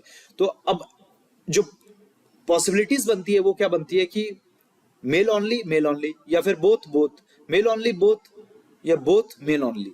तो इसमें भी जो स्टेटमेंट्स 4 तरीके से इसको लिखे जा सकते हैं। तो इसके सही होने की प्रोबेबिलिटी 1/4 होगी, 25%, तो मान लीजिए गलत है। अब सेकंड देखेंगे, सेकंड भी उसी लॉजिक पे आप देखेंगे कि तो 1 और 3 इस एंगल से ज्यादा गलत लगेगा। अब सेकंड में क्या है कि इसमें भी आप बोल सकते हैं कि 25% प्रोबेबिलिटी होगा सही होने की, लेकिन क्या है ना कि ये वाला फर्स्ट स्टेटमेंट और थर्ड स्टेटमेंट ये काफी ज्यादा स्वैपिंग की जा सकती है। सेकंड स्टेटमेंट में क्या है ना कि थोड़ा सा पढ़ के देखेंगे लगेगा कि ये थोड़ा छापा छपड़ा जाता है कि सेकंड स्टेटमेंट सही हो और फर्स्ट थर्ड क्वेश्चन सेटर ना अपने से बना सकता है। सेकंड क्वेश्चन सेटर अपने से बनाए बिना किताब को रेफर किए हुए, इसका चांस कम है। क्योंकि sons can claim the right to property during the lifetime of the father, whereas Dayabhag system it is only after the death of the father that the son can claim the right of the property। तो ये तो किताब से छापा गया है। अब दोनों में कुछ ना कुछ तो डिफरेंस होगा, दोनों सिविल लॉ में। तो एक तो सही होना है, तो इसी की प्रोबेबिलिटी ज्यादा लग रही है क्योंकि ये छापा छपड़ा ज्यादा लग रहा है, क्योंकि ये बिना छापे क्वेश्चन सेटर लिख नहीं सकता, बस इसमें स्वैपिंग हो सकती है। अगर स्वैपिंग होगी तो इसके गलत होने की प्रोबेबिलिटी 50%, सही होने की प्रोबेबिलिटी 50%, सबसे ज्यादा सही होने की प्रोबेबिलिटी इसी की होगी। तो इसलिए आंसर बी 2 ओनली होगा। अब इस पर्टिकुलर चीज को आप रिवाइंड करके बार बार देखेंगे तो आपको थोड़ा सा समझ में आ जाएगा। अब इस आगे जाते हैं। अब कल्चर में क्या है कि आपका जो आर्किटेक्चर लिटरेचर काफी इंपॉर्टेंट होता है, क्योंकि अब मेंस के सिलेबस में भी architecture literature and art forms लिखा गया है। तो भावभूति उत्तर रामचरित लिखे थे, और इसलिए आंसर इसका प्ले राइट्स है। हर डायनेस्टी के लिटरेचर, आर्किटेक्चर और आर्ट फॉर्म्स के बारे में आप नोट्स बना लीजिएगा, तो आपका मेंस के लिए कल्चर ऐसे ही हो जाएगा प्रिपेयर, और साथ में इवन प्रीलिम्स के लिए भी वो काफी हेल्पफुल होगा। 42 देखेंगे तो 42 में यूनिवर्सल एडल्ट सफरेज तो जाके 1950 में मिलता है, तो ऑल वुमेन को अब राइट टू वोट मिल जाएगा, तो फर्स्ट तो गलत ही है। अब सेकंड की बात करें तो हाँ, वुमेन को मिला था रिजर्व्ड सीट्स लेजिस्लेचर में 1935 एक्ट के द्वारा, इसलिए आंसर है बी 2 ओनली। 43 सिंपल सवाल है, इसका आंसर है ए, तो इसमें ज्यादा कुछ सोचना नहीं है, आप पढ़े स्पेक्ट्रम वगैरह तो यहीं से कर लेंगे। 44 में आप ज्यादा कुछ कर नहीं पाएंगे, पता है तो पता है, नहीं पता है तो नहीं पता है। आंसर है सी, मोहनदास करमचंद गांधी। अब 45th में आइए। 45th में क्या है कि आपको ऐसा नहीं है कि सब कुछ पता होना चाहिए, आपको असेंडिंग ऑर्डर में सबसे छोटा से सबसे बड़ा बताना है। तो मेरे को इतना पता था कि परगना ग्रुप ऑफ विलेजेस को कहते हैं, तो इसलिए आंसर ए या डी में होगा। और गवर्नर को सूबेदार कहते हैं, इतना पता था। तो अब सरकार और सूबा में मेरे को लगा कि अब राजा से नीचे गवर्नर होता है, गवर्नर को सूबेदार कहते हैं, तो सूबा का हेड होता होगा, तो सूबा सबसे बड़ा होता होगा। तो इसलिए अब परगना ग्रुप ऑफ विलेजेस हो गया और सूबा हो गया गवर्नर, तो सूबा मेरे ख्याल से सबसे बड़ा होगा, परगना सबसे छोटा होगा, बीच में कहीं सरकार आता होगा, इसलिए आंसर हो जाएगा आपका ए, परगना सरकार सूबा। Pargana is group of villages. अब परगना मेरे को पता होने का रीजन भी क्या था कि अब झारखंड में 5 डिवीजन है, तो एक है संथाल परगना। संथाल इसलिए क्योंकि संथाली लोग यहाँ पे रहते हैं, ट्राइब्स, सबसे ज्यादा ट्राइब्स बाय पॉपुलेशन झारखंड में संथाली हैं। अब परगना मतलब होता है ग्रुप ऑफ विलेजेस। एक सवाल आया था संथाल परगना टेनेंसी एक्ट पे, डायरेक्ट उसके बारे में नहीं पूछा गया था, लेकिन उसके हिस्ट्री के बारे में पूछा गया था, क्यों हुआ था, बिकॉज ऑफ संथाल रिवोल्ट हुआ था। ये 2017 में शायद ये सवाल पूछा गया था। अब 2046 में देख लेते हैं, इसका आंसर है एस एच चंद्र विद्यासागर बेथुन स्कूल, बेथुन फीमेल स्कूल से रिलेटेड कौन है। तो ये आप स्पेक्ट्रम में पढ़ेंगे, आपको डायरेक्ट पता होगा। 47 में आपको डायरेक्ट पता होगा officers of the Indian National Army, GS Dhillon, Prem Kumar, PK Sahgal और शाहनवाज खान। 48 देख लीजिए। 48 ज्यादा आप इसमें लॉजिक पे आप कुछ कर नहीं सकते हैं। इसका निजामत ऑफ आर्कट जो है ना, हैदराबाद से इमर्ज नहीं हुआ, वो उस पर डिपेंडेंट ही रहा हमेशा, तो इसलिए 1 गलत है। सेकंड क्या है कि मैसूर आपका वुडेयर डायनेस्टी से निकला, वुडेयर आपका विजयनगर से निकला, इसलिए 2 सही है। रोहिलखंड आपका अहमद शाह दुर्रानी के ऑक्युपाइड एरिया से नहीं निकला है, नदीर शाह जब अटैक किया तो उसके वजह से ये निकला था, तो इसलिए थर्ड भी गलत है। अब इसमें ज्यादा आप इससे आंसर इसका है बी 2 ओनली। अब इसमें ज्यादा आप लॉजिक से कुछ नहीं कर पाएंगे। 49th में क्या है कि आप अजंता इलोरा के बारे में आपने प्रीवियस मेरे वीडियोस देखे होंगे, तो उसमें मैंने आपको बार बार बोला होगा अजंता इलोरा के बारे में आप डिटेल में पढ़ लीजिए, क्योंकि अजंता इलोरा के बारे में यूपीएससी सवाल पूछती है। कौन कौन सी वहाँ फेमस पेंटिंग्स है, कितने वहाँ पे केव्स हैं, किस किस रिलीजन से रिलेटेड है, कितनी बिल्डिंग्स है वहाँ पे, कितने फ्लोर्स हैं, परपेंडिकुलर टू स्लोप है या पैरेलल टू स्लोप बनाया गया, जो भी सब जो बेसिक कंसेप्ट है आर्किटेक्चर के, तो ये आप देख लीजिएगा। और उसी में आप देखते तो आपको पता होता है कि अजंता वगोरा नदी के किनारे, तो इसका आंसर आपको वहां से निकाले थे, ए इसका आंसर है। अब 50 देखिए, 50 नहीं भी पता है कोई दिक्कत नहीं, सेकंड ऑप्शन आपका जेनरिक है, मान लीजिए वो सही है, एक ना एक तो कोई गलत होगा। अब देखिए यहाँ पे क्या है, 21 फरवरी हो सकता है सही हो गलत हो, यूनिसेफ हो सकता नहीं हो, कुछ और हो। और आपको थोड़ा आप एजेंसीज को रिवाइज करेंगे तो लगेगा कि लैंग्वेज तो आपका भाई साहब कल्चर से रिलेटेड है, यूनेस्को देखता होगा, एक्चुअली यूनेस्को ही देखता है, इसलिए फर्स्ट गलत है, आंसर हो जाएगा बी 2 ओनली। जनरली ऑर्गेनाइजेशंस का नाम जहां आता है ना वो गलत ही हो जाता है, ठीक है। उसके बाद आप 51 पे आ जाइए। How is permaculture different from conventional farming. तो ये एक इजी सवाल है, आप इजीली कर लेंगे। क्या होगा, पर्माकल्चर क्या है, एक तरह का ऑर्गेनिक फार्मिंग है, इसमें मोनोकल्चर नहीं होगा, केमिकल फार्मिंग इसमें नहीं होगा, और इवन सेमी एरिड एरियाज में भी अच्छे से ग्रो कर पाएंगे, और इवन मल्चिंग होगा आपका पर्माकल्चर में। पर्माकल्चर का सवाल 2012 मेंस में आया था कि 3 टेनेट्स ऑफ पर्माकल्चर क्या है, कि save the earth, take care of the earth, take care of the people और शेयर द सरप्लस। 52 देखिए, 52 पाम ऑयल के बारे में सवाल है। पाम ऑयल आपको पता होगा इंडोनेशिया मलेशिया में ज्यादा ग्रो होता है। अब सेकंड थर्ड देखेंगे, जेनरिक स्टेटमेंट है कि the palm oil is a raw material for some industries producing lipstick and perfumes, और the palm oil can be used to produce biodiesel. ठीक है, कैन बी टू और थर्ड जेनरिक स्टेटमेंट। फर्स्ट के बारे में आप देखिए, तो आंसर ये बी 2 and 3 होगा या डी 1 to 3 होगा। अब फर्स्ट स्टेटमेंट के बारे में हो सकता है कि यहाँ के लिए नेटिव नहीं हो, कहीं और का नेटिव हो। अब इसलिए आपका आंसर जो निकलेगा वो आपका एक्चुअली में बी और डी के बीच में होगा। अब इन दोनों में फंसेगा, एक्चुअली आंसर इसका बी है 2 और 3 ओनली, क्योंकि ये नेटिव है अफ्रीका का। तो आप ये लेके चल सकते हैं, एक गलत होगा तो कौन सा गलत होगा, तो फर्स्ट के गलत होने की चांस ज्यादा है, तो इसलिए आंसर आप निकाल सकते हैं बी 2 and 3 ओनली। और 53rd आपका रिवर सिस्टम का सवाल है। ज्योग्राफी में आपका मैप वर्क में रिवर सिस्टम, आपके माउंटेन्स ऑफ द इंडिया, और फिर आपके वेस्ट एशिया से रिलेटेड कौन कंट्री किसको टच करता है। ऐसे इस बार जैसे आप देख लेंगे यूक्रेन किसको टच करता नहीं करता, एक सवाल हो सकता है आपका प्रीलिम्स में, या अफगानिस्तान किसको टच करता नहीं करता 2022 में पूछा गया, क्योंकि वो न्यूज में था अफगानिस्तान उस समय। तब ये 53 आप देख लीजिए, 53 में आपका जो आंसर हो जाएगा, अब दो दो सवाल आपका पूछ लिया गया रिवर सिस्टम से। 53 में आंसर है चिनाब। चिनाब डायरेक्टली इंडस को जाके मिलता है। और एक और टिडबिट आपको मैं बता देता हूँ कि जो 5 रिवर सिस्टम है, इंडस, फिर उसका चिनाब, फिर रावी, फिर ब्यास और फिर सतलज, तो केवल इंडस और सतलज है नहीं, झेलम, चिनाब, रावी, ब्यास और सतलज, तो उसमें जो और इंडस भी है, तो केवल इंडस और सतलज है जो एक्चुअली चाइना में निकलती है, बाद बाकी सब इंडिया से निकलती है। रावी ब्यास इंडिया से निकलती है और इंडिया में खत्म हो जाती है। झेलम भी एक्चुअली चिनाब में जाके मेरे ख्याल से कश्मीर में मिलती है। और इसमें थोड़ा सा मेरे को डाउट है, मतलब इसमें मैं बताना ये चाह रहा हूँ कि इंडस और केवल सतलज ही है जो चाइना से निकलती है, बाद बाकी सब झेलम, चिनाब, रावी, ब्यास सब इंडिया से निकलती है। और रावी और ब्यास तो केवल इंडिया में ही है, और चिनाब तो आपका पाकिस्तान में भी जाता है। झेलम पाकिस्तान में है कि नहीं, एक बार बस चेक कर लीजिएगा।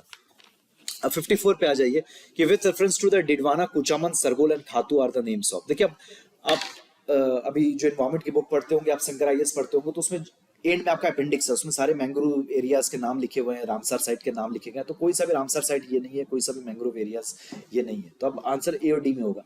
अब कुछ कुछ ग्लेशियर्स के नाम भी सुने होंगे,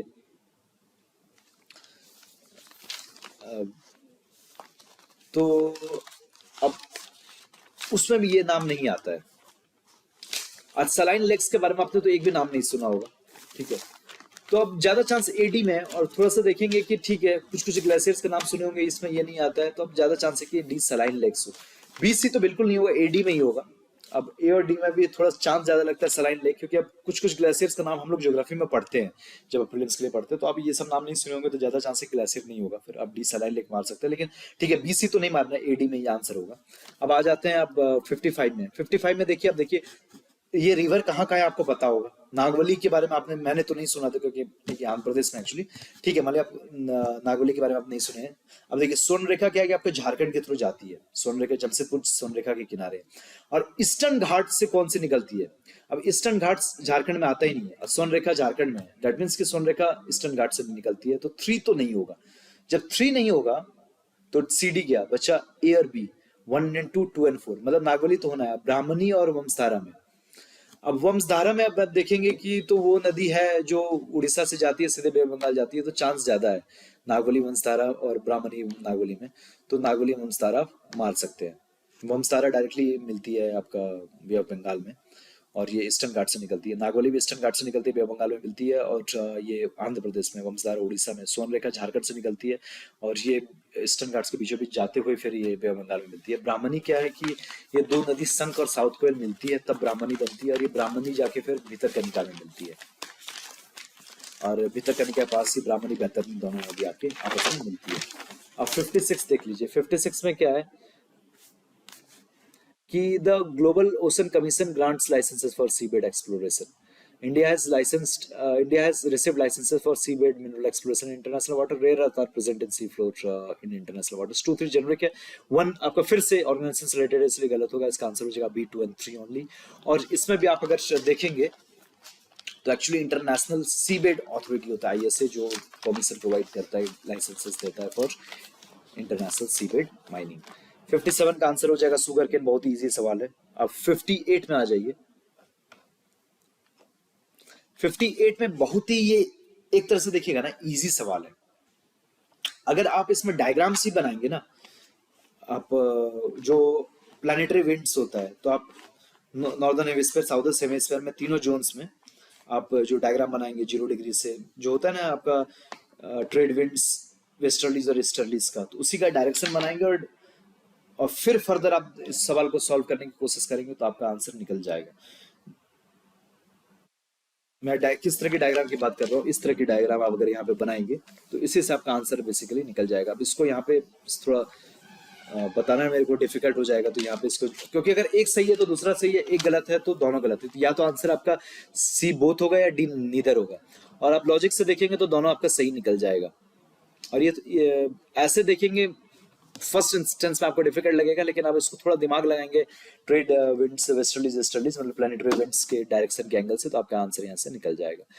59 देखेंगे तो 59 में क्या है ना कि फिर से ये अब है कि ऑर्गेनाइजेशन से रिलेटेड सवाल है, तो अब इसमें देखेंगे सब एक्चुअली इंटरकनेक्टेड है, तो एक सही है तो सब सही है, एक गलत है तो सब गलत है, तो अब सब गलत तो है नहीं, तो आंसर होगा कि सब सही है। अब 60 में जब आप पढ़ेंगे तो इसका आंसर आ जाएगा ट्रॉपिकल रेन फॉरेस्ट। कोई बहुत ही बड़ा ये सवाल है, बहुत ही इजी सवाल है, कंसेप्ट बेस्ड सवाल है। अब 61 में देखिए, 61 में कि अब ग्रासलैंड्स फॉरेस्ट में क्यों नहीं कन्वर्ट होता है, तो कारण क्या होगा कि वहां पे ट्रीज ग्रो नहीं हो पाते। क्यों नहीं ग्रो हो पाते होंगे? जो भी ग्रो होते होंगे वहां पे आग लग जाती होगी, फायर की वजह से खत्म हो जाते होंगे। और जो भी पहले ट्री ग्रो होंगे तो पहले तो छोटे हाइट के होंगे ना, 1-2 फीट के होंगे, तो उसको हर्बीवोर्स खा लेते होंगे, वो हो सकता है। सीजनली रेनफॉल हो, ज्यादा रेनफॉल नहीं हो तो फिर ट्रीज ग्रो करने के लिए ज्यादा रेनफॉल चाहिए, तो 2, 3, 4 तो वैलिड रीजन है। सॉइल प्रॉपर्टीज और burrowing of animals and termites, तो बरोइंग एनिमल एंड टर्माइट्स आपको फॉरेस्ट में भी होता है, ग्रासलैंड में भी होता है, तो ये लिमिटिंग रीजन तो नहीं हो सकता है। वन तो नहीं हो सकता है, और 2, 3, 4 तो होना है, तो आपका आंसर सी 2, 3, 4 हो जाएगा। सॉइल प्रॉपर्टीज उतना इंपॉर्टेंट नहीं है, और इवन आपको पता होना चाहिए, अगर ज्योग्राफी ऑप्शन है तो आपको पता होगा कि जो आपका रेन फॉरेस्ट होता है उसमें आप सॉइल की फर्टिलिटी ना सबसे खराब होती है। लगता होगा कि सॉइल फर्टिलिटी बहुत अच्छी होती है, लेकिन बहुत खराब होती है। ये सॉइल प्रॉपर्टीज पे आप डिपेंड नहीं करता है क्या टाइप ऑफ फॉरेस्ट होगा। एडेफिक फैक्टर्स जो होते हैं सबसे लिस्ट इंपॉर्टेंट फैक्टर होते हैं। 62 पे आ जाते हैं, with reference to the water on the planet Earth, सबसे ज्यादा वाटर कहाँ कहाँ है, तो ये देखिए 96% जो आपका पानी होता है वो आपका ओशंस में होता है। अब बाद बाकी जो 2-3% होता है वही आपका फ्रेश वाटर होता है। उस फ्रेश वाटर में जो आपका 70% जो होता है वो आइस कैप्स में होता है, और लगभग 28% ग्राउंड वाटर होता है, बाद बाकी 2% सरफेस वाटर होता है। और उस 2% सरफेस वाटर में आपका जो लगभग 50% होता है वो परमाफ्रॉस्ट वगैरह में ही होता है, और 20% 70% परमाफ्रॉस्ट वगैरह में ही होता है, 20% आपका जो लेक्स वगैरह में होता है, बाद बाकी 10% में सब कुछ आता है, रिवर्स वीवर्स ये सब वो सब। तो यहाँ पे देखिए जो फर्स्ट स्टेटमेंट आपका, the amount of water in the rivers and lakes is more than the amount of ground water, नहीं गलत है। सेकंड आपका ये सही है। ये 10th के आपका ज्योग्राफी एनसीईआरटी से ही आपका ये सवाल निकल जाएगा। अब 63rd 64 देख लेते हैं। ब्लैक कॉटन सॉइल आपका फीसर वोल्केनिक रॉक से बना है, क्योंकि आपका जो डिकन प्लेट्यू है ये वोल्केनिक रॉक से ही बना हुआ है। आप 63 देख लीजिए। 63 में देखेंगे तो आपका 4 और 5 आपका जेनेरिक स्टेटमेंट, हाँ ठीक है, इंडिया एक्सपोर्ट करता होगा टैमरिंड और मोरिंगा, और seeds of moringa and tamarind can be used in production of biofuels, होता होगा। 4, 5 जेनेरिक है। थर्ड अब माइनर फॉरेस्ट प्रोड्यूस है कि मेजर फॉरेस्ट प्रोड्यूस है, इस पे थोड़ा हो सकता है कि सही या गलत हो। और फर्स्ट में क्या है ना कि हो सकता है एंडेमिक साउथ एशिया का नहीं हो, इंडिया का हो या अफ्रीका का हो। मोरिंगा हो सकता है लेग्यूमिनस हो या नॉन लेग्यूमिनस हो, एवरग्रीन हो या डेसिडुअस हो। यहाँ पे दो फैक्ट्स है, तो मान लीजिए गलत है। लेग्यूमिनस हो भी सकता है, नहीं भी हो सकता है। एवरग्रीन हो भी सकता है, नहीं भी हो सकता है। हो सकता है डेसिडुअस हो सकता है नॉन लेग्यूमिनस हो, नाइट्रोजन फिक्सेशन नहीं करता हो। तो 1 को तो आप गलत ही मानिए, 2 फैक्ट है तो मान लीजिए गलत है। 4, 5 सही है क्योंकि जेनरिक है, तो 4, 5 आपका होना ही है, तो यहाँ नहीं है, यहाँ नहीं है, ये दोनों है। और 1 आपका गलत है, तो आपका आंसर 3, 4, 5 आ जाएगा, और ये आंसर भी है। Most of the tamarind is grown as minor forest produce. ये टैमरिंड जो एंडेमिक है वो अफ्रीका का है। मोरिंगा जो है आपका, जो ड्रमस्टिक सर्जन जो होता है वो आपका नॉन लेग्यूमिनस है, आपका ये फैबेसी फैमिली में नहीं आता है, और साथ में ये डेसिडुअस ट्री है। उसके अलावा आप 65 पे आ जाइए। 65 में आप देखिए कि अब क्या है कि रिकॉम्बिनेंट वेक्टर वैक्सीन है, तो जेनेटिक इंजीनियरिंग इज अप्लाइड, एक जेनेरिक स्टेटमेंट है, सही है। Bacteria and virus both are used as vectors. हाँ, अब कोविड में तो वायरस ही था ना जो वेक्टर यूज कर रहे थे कोविड वैक्सीन वगैरह में। जैसे आपका जो कोविशील्ड है, कोविशील्ड आपका वायरल वेक्टर वैक्सीन था, तो उसमें तो वायरस ही तो यूज कर रहा है, वायरस को भी यूज कर ही सकते हैं वेक्टर की तरह। जब वायरस कर सकते हो तो बैक्टीरिया भी कर सकते हैं, इसलिए आंसर हो जाएगा सी, बोथ 1 and 2। अब 66 पे आ जाइए, हेरिडिटरी डिजीजेस से रिलेटेड। अब ये 3 पैरेंट बेबी से रिलेटेड ये सवाल है। 3 पैरेंट बेबी में क्या होता है कि जो 3 पैरेंट बेबी है तो हाफ ऑफ द जीन्स जो मेल से लेगा अपने पिताजी से लेगा और हाफ ऑफ द जीन्स अपने मदर से लेगा, लेकिन यहाँ 2 मदर होगी। एक मदर आपको न्यूक्लियर डीएनए देगी और एक मदर आपको माइटोकॉन्ड्रियल डीएनए देगी। तो एक मदर आपको केवल न्यूक्लियर डीएनए इसलिए दे रही है क्योंकि अगर वो माइटोकॉन्ड्रियल डीएनए दे तो कुछ माइटोकॉन्ड्रियल डिजीजेस भी हो जाए, क्योंकि उसके माइटोकॉन्ड्रियल डीएनए में कुछ दिक्कत है।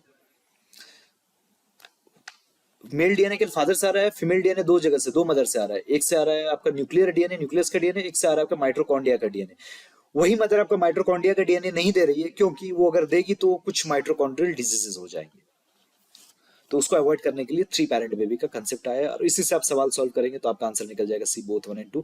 Passing on mitochondrial disease from parent to child can be prevented by mitochondrial replacement therapy either before or after in vitro fertilisation. Child inherits mitochondrial disease entirely from the mother and not from the father. ये सही बात है, ये सी हो जाएगा। 66 का C answer आ जाएगा। 67 ball guard 1 ball guard 2 आपका जीएम क्रॉप से रिलेटेड है, क्वालिटी सीड्स वगैरह प्रोड्यूस किया जाता है। 68 अगर आप देखेंगे तो आप गेल लुसाक्स लॉ वगैरह से आप देखेंगे तो पीवी इक्वल टू एनआईटी जो इक्वेशन होता है, PV pressure volume equal to into volume equal to number of moles into universal constant into temperature. ठीक है, तो इसमें जो भी है आपका the temperature at which the food is cooked it will depend upon which of the following.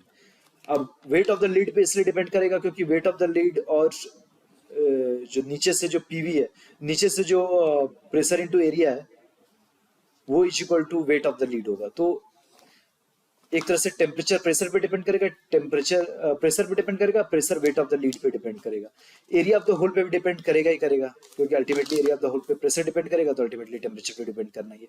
Temperature of the flame का कोई लेना देना नहीं है। टेम्परेचर ऑफ द फ्लेम अगर कम है तो ज्यादा टाइम लगेगा, टेम्परेचर ऑफ फ्लेम ज्यादा है तो कम टाइम लगेगा, वो अलग बात है। लेकिन temperature at which the food is cooked depends doesn't depend on the temperature of the flame। यही एक कंसेप्ट को चेक करने के लिए सवाल पूछा गया। 69 में देखिए विच कैन बी सिंथेसाइज्ड या कल्चर्ड इन आर्टिफिशियल मीडियम। अब क्या है कि वायरस क्या होता है कि जब आप वो लिविंग बीइंग में और इंटर करता है तो वो लिविंग हो जाता है, और लेकिन अगर नॉन लिविंग बीइंग के मीडियम में वो नहीं है तो वो नॉन लिविंग होता है। Virus is living if it is in living medium and it is non living if it is not in living medium. तो इसलिए वायरस नहीं होगा, आंसर हो जाएगा ए 1 and 2। अब 70 आइए। 70 में बायोलॉजी का ये बेसिक कंसेप्ट है कि जो डीएनए होता है वो डबल स्ट्रैंडेड होता है, आरएनए होता है सिंगल स्ट्रैंडेड होता है।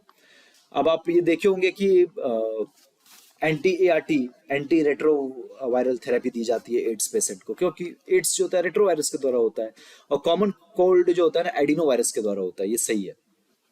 और यहाँ पे डीएनए डबल स्टैंडर्ड है, एडिनो वायरस का डीएनए सिंगल स्टैंडर्ड कैसे होगा? डीएनए हमेशा डबल स्टैंडर्ड होता है, तो 1 तो गलत है, इसलिए आंसर हो जाएगा बी 2 ओनली। 71 में ठीक है, वाटर डाइपोलर होता है इसलिए ज्यादा सब्सटेंसेस वगैरह को डिसॉल्व कर लेता है। डाइपोलर मतलब कि थोड़ा पॉजिटिव थोड़ा नेगेटिव होता है। अब थोड़ा पॉजिटिव थोड़ा नेगेटिव होता है तो क्या है कि जितने पॉजिटिव चार्जेस वगैरह होंगे या नेगेटिव चार्जेस वगैरह होंगे तब चार्जेस आ गए, चार्जेस जैसे आ गए तो क्या है कि unlike charges attract each other, like charges repel each other वाला फंड से क्या होता है कि फिर ज्यादा जो सब्सटेंसेस है वाटर में डिसॉल्व हो जाता है। Polarity, dipolarity is responsible for the dissolution of substances in water. जो पोलर सब्सटेंस है वही डिसॉल्व होगा एक्चुअली। 72 देख लीजिए। 72 में आप एलईडी के एडवांटेजेस के बारे में आपको पता होगा। क्या एडवांटेज है कि इसकी सेल्फ लाइफ ज्यादा होती है, एनर्जी एफिशिएंट होता है, ठीक है। इससे पहले सीएफएल यूज होता था जिसमें हम लोग मरकरी यूज करते थे, लेकिन अब इसमें मरकरी यूज नहीं करना होगा तो मरकरी पॉल्यूशन कम होगा। मरकरी पॉल्यूशन से रिलेटेड एक ऑलरेडी मीना मार्टा कन्वेंशन आपको पता होगा। और ऑलरेडी मेंस में भी एक बार सवाल आया था कि नोबेल प्राइज मिला था एलईडी से रिलेटेड, तो था क्या कि व्हाइट लाइट क्रिएट करने के लिए आपको रेड चाहिए, ग्रीन चाहिए, ब्लू चाहिए। रेड एलईडी या ग्रीन एलईडी बन गया था, ब्लू एलईडी बहुत बाद में बना था। वो जब फाइनली बना तो अब तीनों कलर मिल गया तो फाइनली व्हाइट एलईडी बन जाएगा, तो इसीलिए ब्लू एलईडी जिसने बनाया था उसको नोबेल प्राइज मिला था। अब यहाँ पे आप देख लीजिए कि street light sodium lamps have longer life span than LED. गलत है, 2 गलत है, 2 गलत है, तो आपका आंसर यहाँ से ए और सी में हो जाएगा। तो 3 तो सही है, यहीं से दिख गया। अब 1 है। अब 1 में क्या होता है कि सोडियम लैंप्स जो होता है 360 डिग्री इमिट करता है, एलईडी जो होता है केवल 180 डिग्री इमिट करता है, that is why it is energy efficient ना। तो इसलिए 1 भी सही है, तो आपका आंसर सी 72 का सी आ जाएगा। 73AS2 अब ये रिसेप्टर है, ये आपका स्प्रेड ऑफ वायरल डिजीजेस से रिलेटेड था, कोविड वगैरह आपको अच्छे से फॉलो किए होंगे कोविड के टॉपिक को, तो ये आपको पता होगा। Bisphenol A is a cause of concern, is a structural key component in the manufacture of which of the following plastics. अब देखिए, लो डेंसिटी पॉलीथिलीन में जो पॉलीथिलीन है वो इथिलीन से बनता है, और इथिलीन टेरेप्थैलेट जो है पीईटी, वो इथिलीन टेरेप्थैलेट से पॉलीथिलीन टेरेप्थैलेट बनता है, विनाइल क्लोराइड से पॉलीविनाइल क्लोराइड बनता है। अब पॉलीकार्बोनेट में किसका कार्बोनेट पता नहीं, तो हो सकता है कि ये हो, तो वहीं से आप निकाल सकते हैं 74B। और ये सब पॉलीथिलीन पॉलीथिलीन टेरेप्थैलेट, अब मेरे को पता है कि पॉलीविनाइल क्लोराइड पॉलीथिलीन टेरेप्थैलेट पॉलीथिलीन, तो ये लगभग स्ट्रक्चर कैसा दिखता था, तो उससे बिस्फेनॉल ए तो नहीं आता था, क्योंकि मैंने 12th में केमिस्ट्री भी पढ़ी है। और पॉलीकार्बोनेट पॉसिबल है कि किसका कार्बोनेट है पता नहीं, तो ये चांस है कि अच्छा ठीक है बिस्फेनॉल ए पॉलीकार्बोनेट में होता होगा, किसका कार्बोनेट है पता नहीं, तो बिस्फेनॉल ए उसका पार्ट होता होगा, और काफी कॉम्प्लेक्स स्ट्रक्चर होगा, बी का नाम से ही आपको दिखता होगा। 75 देखिए, तो अब मेरे को लगा कि फूड प्रिजर्वेटिव होगा, लेकिन आंसर इसका टॉयलेटरीज है। अब एफडीए इसको पार्सल बैन करने की कोशिश कर रहा है, ये टूथपेस्ट वगैरह या सोप वगैरह में यूज होता है। अब which of the following is the reason why astronomical distances are measured in light years. अब लाइट का जो स्पीड है वो कांस्टेंट होता है, वो आपका वैक्यूम में, अब स्पेस में तो आपका वैक्यूम ही हुआ, तो वो होता है 3 × 10⁸ मीटर पर सेकंड। इसलिए अब क्या है कि अभी ये स्पीड कांस्टेंट हो गया, तो जितना ईयर लगा तो speed into year equal to distance हो गया, तो जितना ईयर लाइट को लगेगा तो वही स्पीड इंटू ईयर कर देते हैं, तो वही डिस्टेंस का फॉर्म आ जाता है, distance equal to speed into light, speed constant है, तो जितना ईयर लगेगा तो वो लाइट ईयर, मतलब कि वो डिस्टेंस को लाइट को कवर करने में उतना ईयर लगेगा। अगर 2 लाइट ईयर का डिस्टेंस है, दैट मींस लाइट को उस डिस्टेंस को कवर करने में 2 साल लगेगा, लाइट अगर अपने स्पीड पे ट्रैवल करे, दैट इज 3 × 10⁸ मीटर पर सेकेंड। अब ये थोड़ा सा आपको कंफ्यूजन लगेगा कि speed of light is always same, medium पे डिपेंड करता है, लेकिन ये पे वैक्यूम की बात कर रहा है, स्पेस में बात कर रहा है। अब ठीक है, 77 पे आ जाइए। अब पॉलिटी का जो सवाल होता है जनरली, अब उसको थोड़ा सा धीरे धीरे तवज्जो से बनाइएगा, नहीं तो क्या जल्दीबाजी में वो गलत हो जाता है। अब इसमें अब यहाँ पे देख लीजिए 77,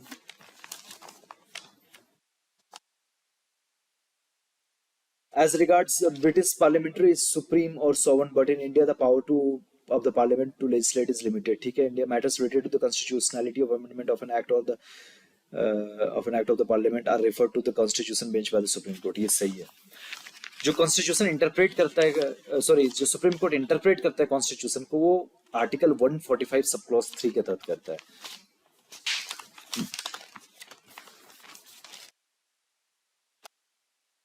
तो इसलिए आंसर इसका सी है। तो ये सिंपल सवाल है। और इवन ऐसे सवाल जैसे ब्रिटिश सिस्टम और इंडियन सिस्टम के पार्लियामेंट में क्या डिफरेंस है, अमेरिकन सिस्टम ऑफ कोर्ट्स और इंडियन सिस्टम ऑफ कोर्ट्स में क्या अंतर है, अमेरिकन एग्जीक्यूटिव और इंडियन एग्जीक्यूटिव में क्या डिफरेंस है, तो यूएस का कॉन्स्टिट्यूशन इंडिया का कॉन्स्टिट्यूशन में क्या सिमिलरिटी डिफरेंस है, यूके और इंडिया के कॉन्स्टिट्यूशन में क्या सिमिलरिटी डिफरेंस है, फ्रांस के कॉन्स्टिट्यूशन और इंडिया के कॉन्स्टिट्यूशन में क्या सिमिलरिटी डिफरेंस है, ये मेंस के एंगल से प्रिपेयर कर लीजिएगा। अब 78 पे आते हैं। ये थोड़ा सा फैक्चुअल सवाल है, इसका आंसर है D.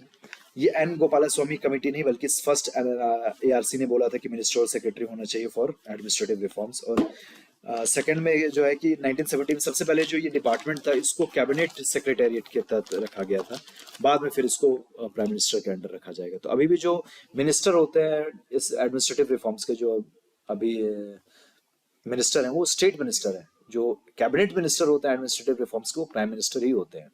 Right to privacy is part of article 21।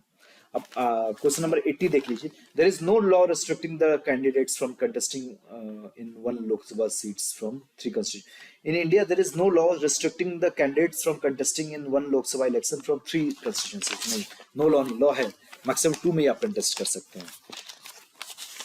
तो ये रोपा में लिखा हुआ है, रोपा के सेक्शन 33 में लिखा हुआ है, तो ये इसलिए गलत हो गया।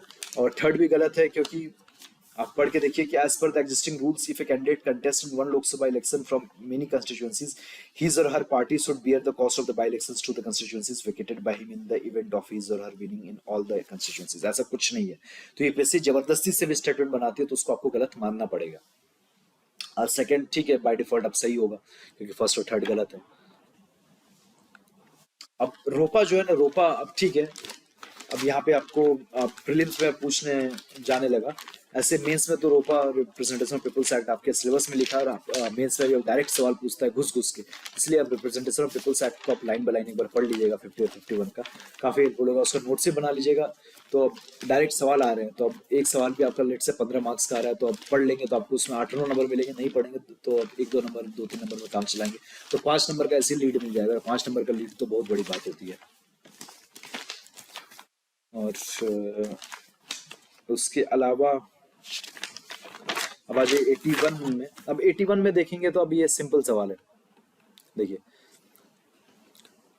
अब थर्ड देखिए, right to city means that the city can not deny any public service or facility to the unauthorised colonies.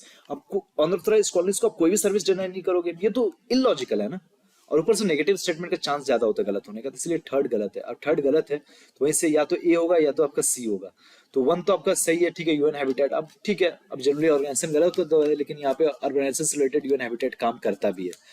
अब राइट टू सिटी, अब ये सेकंड में आपका जेनरिक है, आप पढ़ के देखिएगा तो इसलिए आंसर आपका निकल जाएगा 81C। Right to the city gives every occupant of the right of the city the right to reclaim public spaces and public participation in the city। Generic statement इसलिए सही है। अब 82nd पे आ जाइए।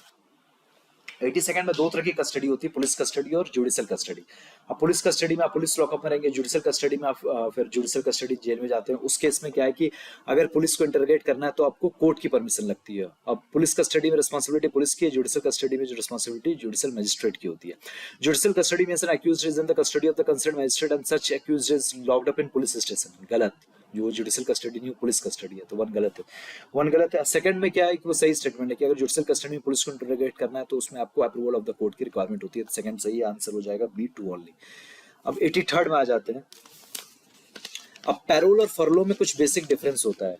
आपका जो फरलो होता है that is a matter of right, parole जो होता है वो आपको डिस्क्रिप्शन के बेसिस पे दिया जाता है, अगर प्रिजन में आप अच्छे से रहते हो तभी दिया जाता है।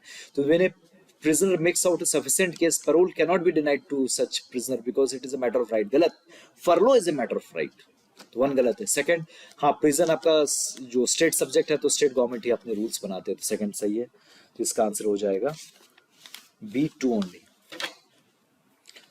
अब 84th में आंसर है मिनिस्ट्री ऑफ ट्राइबल अफेयर्स। ये रिपीटेड सवाल है, जो FRA एक्ट है वो ट्राइबल अफेयर्स के द्वारा इंप्लीमेंट किया जाता है, ना कि मिनिस्ट्री ऑफ एनवायरमेंट के द्वारा। अब 85 आए, तो 85 में ये रूल ऑफ लॉ से रिलेटेड है, रूल ऑफ लॉ तो आर्टिकल 14 है, ठीक है, तो ये एक सिंपल सवाल है। 86 में आ जाइए। फेडरल होने का एक इंपॉर्टेंट एस्पेक्ट होता है इंडिपेंडेंस ऑफ जुडिशरी। ये आप जब फेडरलिज्म पढ़े होंगे तो उसमें एक इंपॉर्टेंट एस्पेक्ट है, तो ये आपको कवर कराया गया होगा। अब लक्ष्मीकांत में भी ये दिया गया है। 87 स्टेट का डेफिनेशन क्या था? स्टेट में क्या होना चाहिए? आपका टेरिटरी होना चाहिए, पीपल होने चाहिए, गवर्नमेंट होनी चाहिए, सॉवरेनिटी होनी चाहिए, वहीं से आपका आंसर निकल जाएगा ए। अब 88 में आ जाइए, इंडियन जुडिशरी से रिलेटेड, दोनों आपके सही हैं। अब ये लक्ष्मीकांत से आप डायरेक्टली आप सॉल्व कर सकते हो, उसमें कोई बड़ी बात नहीं है। 89 पे आ जाइए, a citizen by birth only can become the head of the state. नहीं, नेचुरलाइज्ड सिटीजन भी बन सकता है, तो 2 गलत है। अब उसको डिप्राइव नहीं कर सकते फॉरेनर को अगर मिल गया सिटीजन से, वो गलत है भाई साहब। जिस हम लोग को डिप्राइव किया जा सकता है तो फॉरेनर तो क्यों नहीं कर पाएंगे, तो 3 भी गलत है, 2 3 गलत, आंसर A1 ओनली आ जाएगा। 90 में विच of the following factors constitute the best safeguard of a liberal democracy, of liberty और इन अ लिबरल डेमोक्रेसी। भाई साहब लिबर्टी का बेस्ट सेफगार्ड कौन होगा? कोर्ट होगा। कोर्ट कब होगा? जब सेपरेशन ऑफ पावर होगा। इलेक्टेड गवर्नमेंट को सेफगार्ड नहीं है, सेंट्रलाइजेशन ऑफ पावर को सेफगार्ड नहीं। Committed judiciary judiciary which is committed to the executives, तो वो भी सेफगार्ड नहीं होगा। सेपरेशन ऑफ पावर एक सेफगार्ड है, बेस्ट सेफगार्ड है। अब 91 आ जाइए, Indian constitution the concentration of wealth violates, 39C का वायलेशन होता है DPSP। राइट टू प्रॉपर्टी क्या है कि अब 300A के आर्टिकल में लिखा हुआ है कि any person will not be deprived of right to property, तो एनी पर्सन है तो legal right available to any person हो जाएगा। 93rd में क्या है? इसका आंसर जो आपका होगा वो होगा B, ए सॉवरेन डेमोक्रेटिक रिपब्लिक। जो सोशलिस्ट सेकुलर था वो 42nd कॉन्स्टिट्यूशनल अमेंडमेंट के द्वारा ऐड किया गया था। 94th में आ जाए, कॉन्स्टिट्यूशनल गवर्नमेंट का मतलब होता है कि limited government which is limited by the constitution and fundamental rights. तो 94 का आंसर डी हो जाएगा। पूरे कॉन्स्टिट्यूशन का सबसे इंपॉर्टेंट एस्पेक्ट ही तो फंडामेंटल राइट्स है। Constitutional government is a limited government, limited by the constitution या फिर फंडामेंटल राइट्स। हल्बी हो कुई, अब ये क्या कि मैं झारखंड में हूं तो झारखंड में हो एक ट्राइबल लैंग्वेज भी है और एक ट्राइब भी है। झारखंड में जैसे संथाल, मुंडा, उरांव, हो, तो अब हो जो है हो लैंग्वेज ही बोलते हैं इनफैक्ट। तो इसलिए मेरे को पता है। बाद बाकी अब जो भी ट्राइब्स है, तो कौन से एरियाज में, कौन से स्टेट्स में कौन से ट्राइब्स मिलती है, तो एक बार आप देखेंगे। भले अब सब ट्राइब्स का नाम तो आप नहीं याद कर पाएंगे, लेकिन हाँ कुछ कुछ भी ट्राइब्स उसमें एक भी आपका पकड़ा गया तो वहां से आंसर निकल जाएगा, क्योंकि ट्राइब्स रिलेटेड यूपीएससी इंटरेस्ट लेती है। 96 देख लें, तो 96 आप देखेंगे कि भारत रत्न पद अवार्ड्स आर टाइटल्स अंदर आर्टिकल 81। अगर टाइटल्स होते तो हम दे ही नहीं पाते, टाइटल्स नहीं है, तो इसलिए 1 गलत है। अब कौन गलत वही पूछा जा रहा है, तो 1 तो आएगा ही। अब 3 में देखेंगे कि 5 तक को दिया जाएगा। 5 या तो लिमिट नहीं होगा, लिमिट होगा तो भाई साहब 5 तो बहुत ज्यादा हो गया, तो ये भी गलत ही लग रहा है, तो ये गलत में ये भी आ जाएगा, और एक्चुअली में 3 है मैक्सिमम। और सेकंड में देखेंगे Padma awards were instituted in the 1954 were suspended only once. ये 2 बार सस्पेंड किए गए थे, एक बार 1978-79 के आसपास, एक बार फिर 1990s में। ये आपका लक्ष्मीकांत में कवर्ड है, तो इसलिए आंसर इसका D 1 2 3 हो जाएगा। अब 97 देख लीजिए। अब 97 में स्टेटमेंट 1 स्टेटमेंट 2 है। स्टेटमेंट 1 क्या है, the United Nations Capital Development Fund and Harvard Day Foundation have recently recognised Hyderabad as the tree city of the world. अब इसका रीजन यहाँ पे दिया हुआ है। अब यहाँ पे ऑर्गेनाइजेशन जनरली यूपीएससी गलत देता है, इसलिए स्टेटमेंट 1 गलत है। स्टेटमेंट 1 गलत है तो इससे आपका आंसर आ जाएगा 1 is not correct, 2 is correct, D आपका आंसर आ जाएगा। ठीक है। अब 98 और 100 में, अब ये और 99 जो स्पोर्ट्स का सवाल है, 98 और 100 में ज्यादा कुछ कर नहीं सकते। सबसे पहली बार ये टाइगर वुड्स जीते थे, सबसे ज्यादा रोजर फेडरर ही जीते हैं, सबसे ज्यादा टेनिस प्लेयर्स जीते हैं, तो 2 गलत है। आंसर इसका आ जाएगा C1 and 3। 100 में देखेंगे तो it is decided by the percentage of points, तो इसलिए फिर 1 और 2 दोनों गलत हो जाएगा, इसका आंसर हो जाएगा D, neither 1 neither 2। 99 में देखेंगे तो अब यहाँ पे क्या है कि जो अभी ओलंपिक्स यहाँ पे 2021 में टोक्यो ओलंपिक्स हुआ था, तो अब जो ओलंपिक्स का जो मोटो है that is CTS LTS 40S। अब ओलंपिक्स के बारे में हल्का सा भी देखेंगे तो पता होगा। दूसरा है कि अब ये सारे स्पोर्ट्स को इंक्लूडेड किया गया है, तो ये थोड़ा जेनरिक सा है। और ये देखेंगे ना कि मोटो बदल दिया जाएगा, हो सकता है कि दोनों में अगर एक गलत, ज्यादा चांस है 2 स्टेटमेंट है, एक गलत है एक सही है, जनरली ये होगा कि कुछ ना कुछ तो एक गलत होगा। ज्यादा गलत मेरे को फर्स्ट लग रहा था, तो इसलिए आप उसको गलत मान सकते हैं, 2 को सही मानेंगे, आंसर B 2 ओनली आ जाएगा। और या इवन इनफैक्ट जो पता है by knowledge CTS LTS 40S higher नहीं faster higher stronger, that is the motto of the Olympics.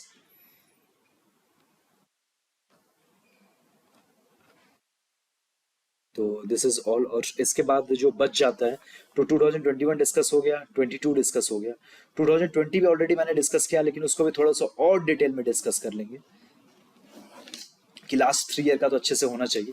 और 16 to 19 का ऑलरेडी मैंने डिस्कस कर लिया, अच्छे से कर लिया, तो आप उसको देख सकते हो। और 13, 14, 15 का भी मैं डिस्कस कर लूंगा, तो उसमें जो कुछ स्मार्ट गेस वर्क से सॉल्व हो सकता है, तो कुछ आपको अगर पता चल गया तो आपके लिए हेल्पफुल हो जाएगा। तो ठीक है, दिस इज ऑल। अभी सीडी वीडियो को यहाँ पे एंड करते हैं।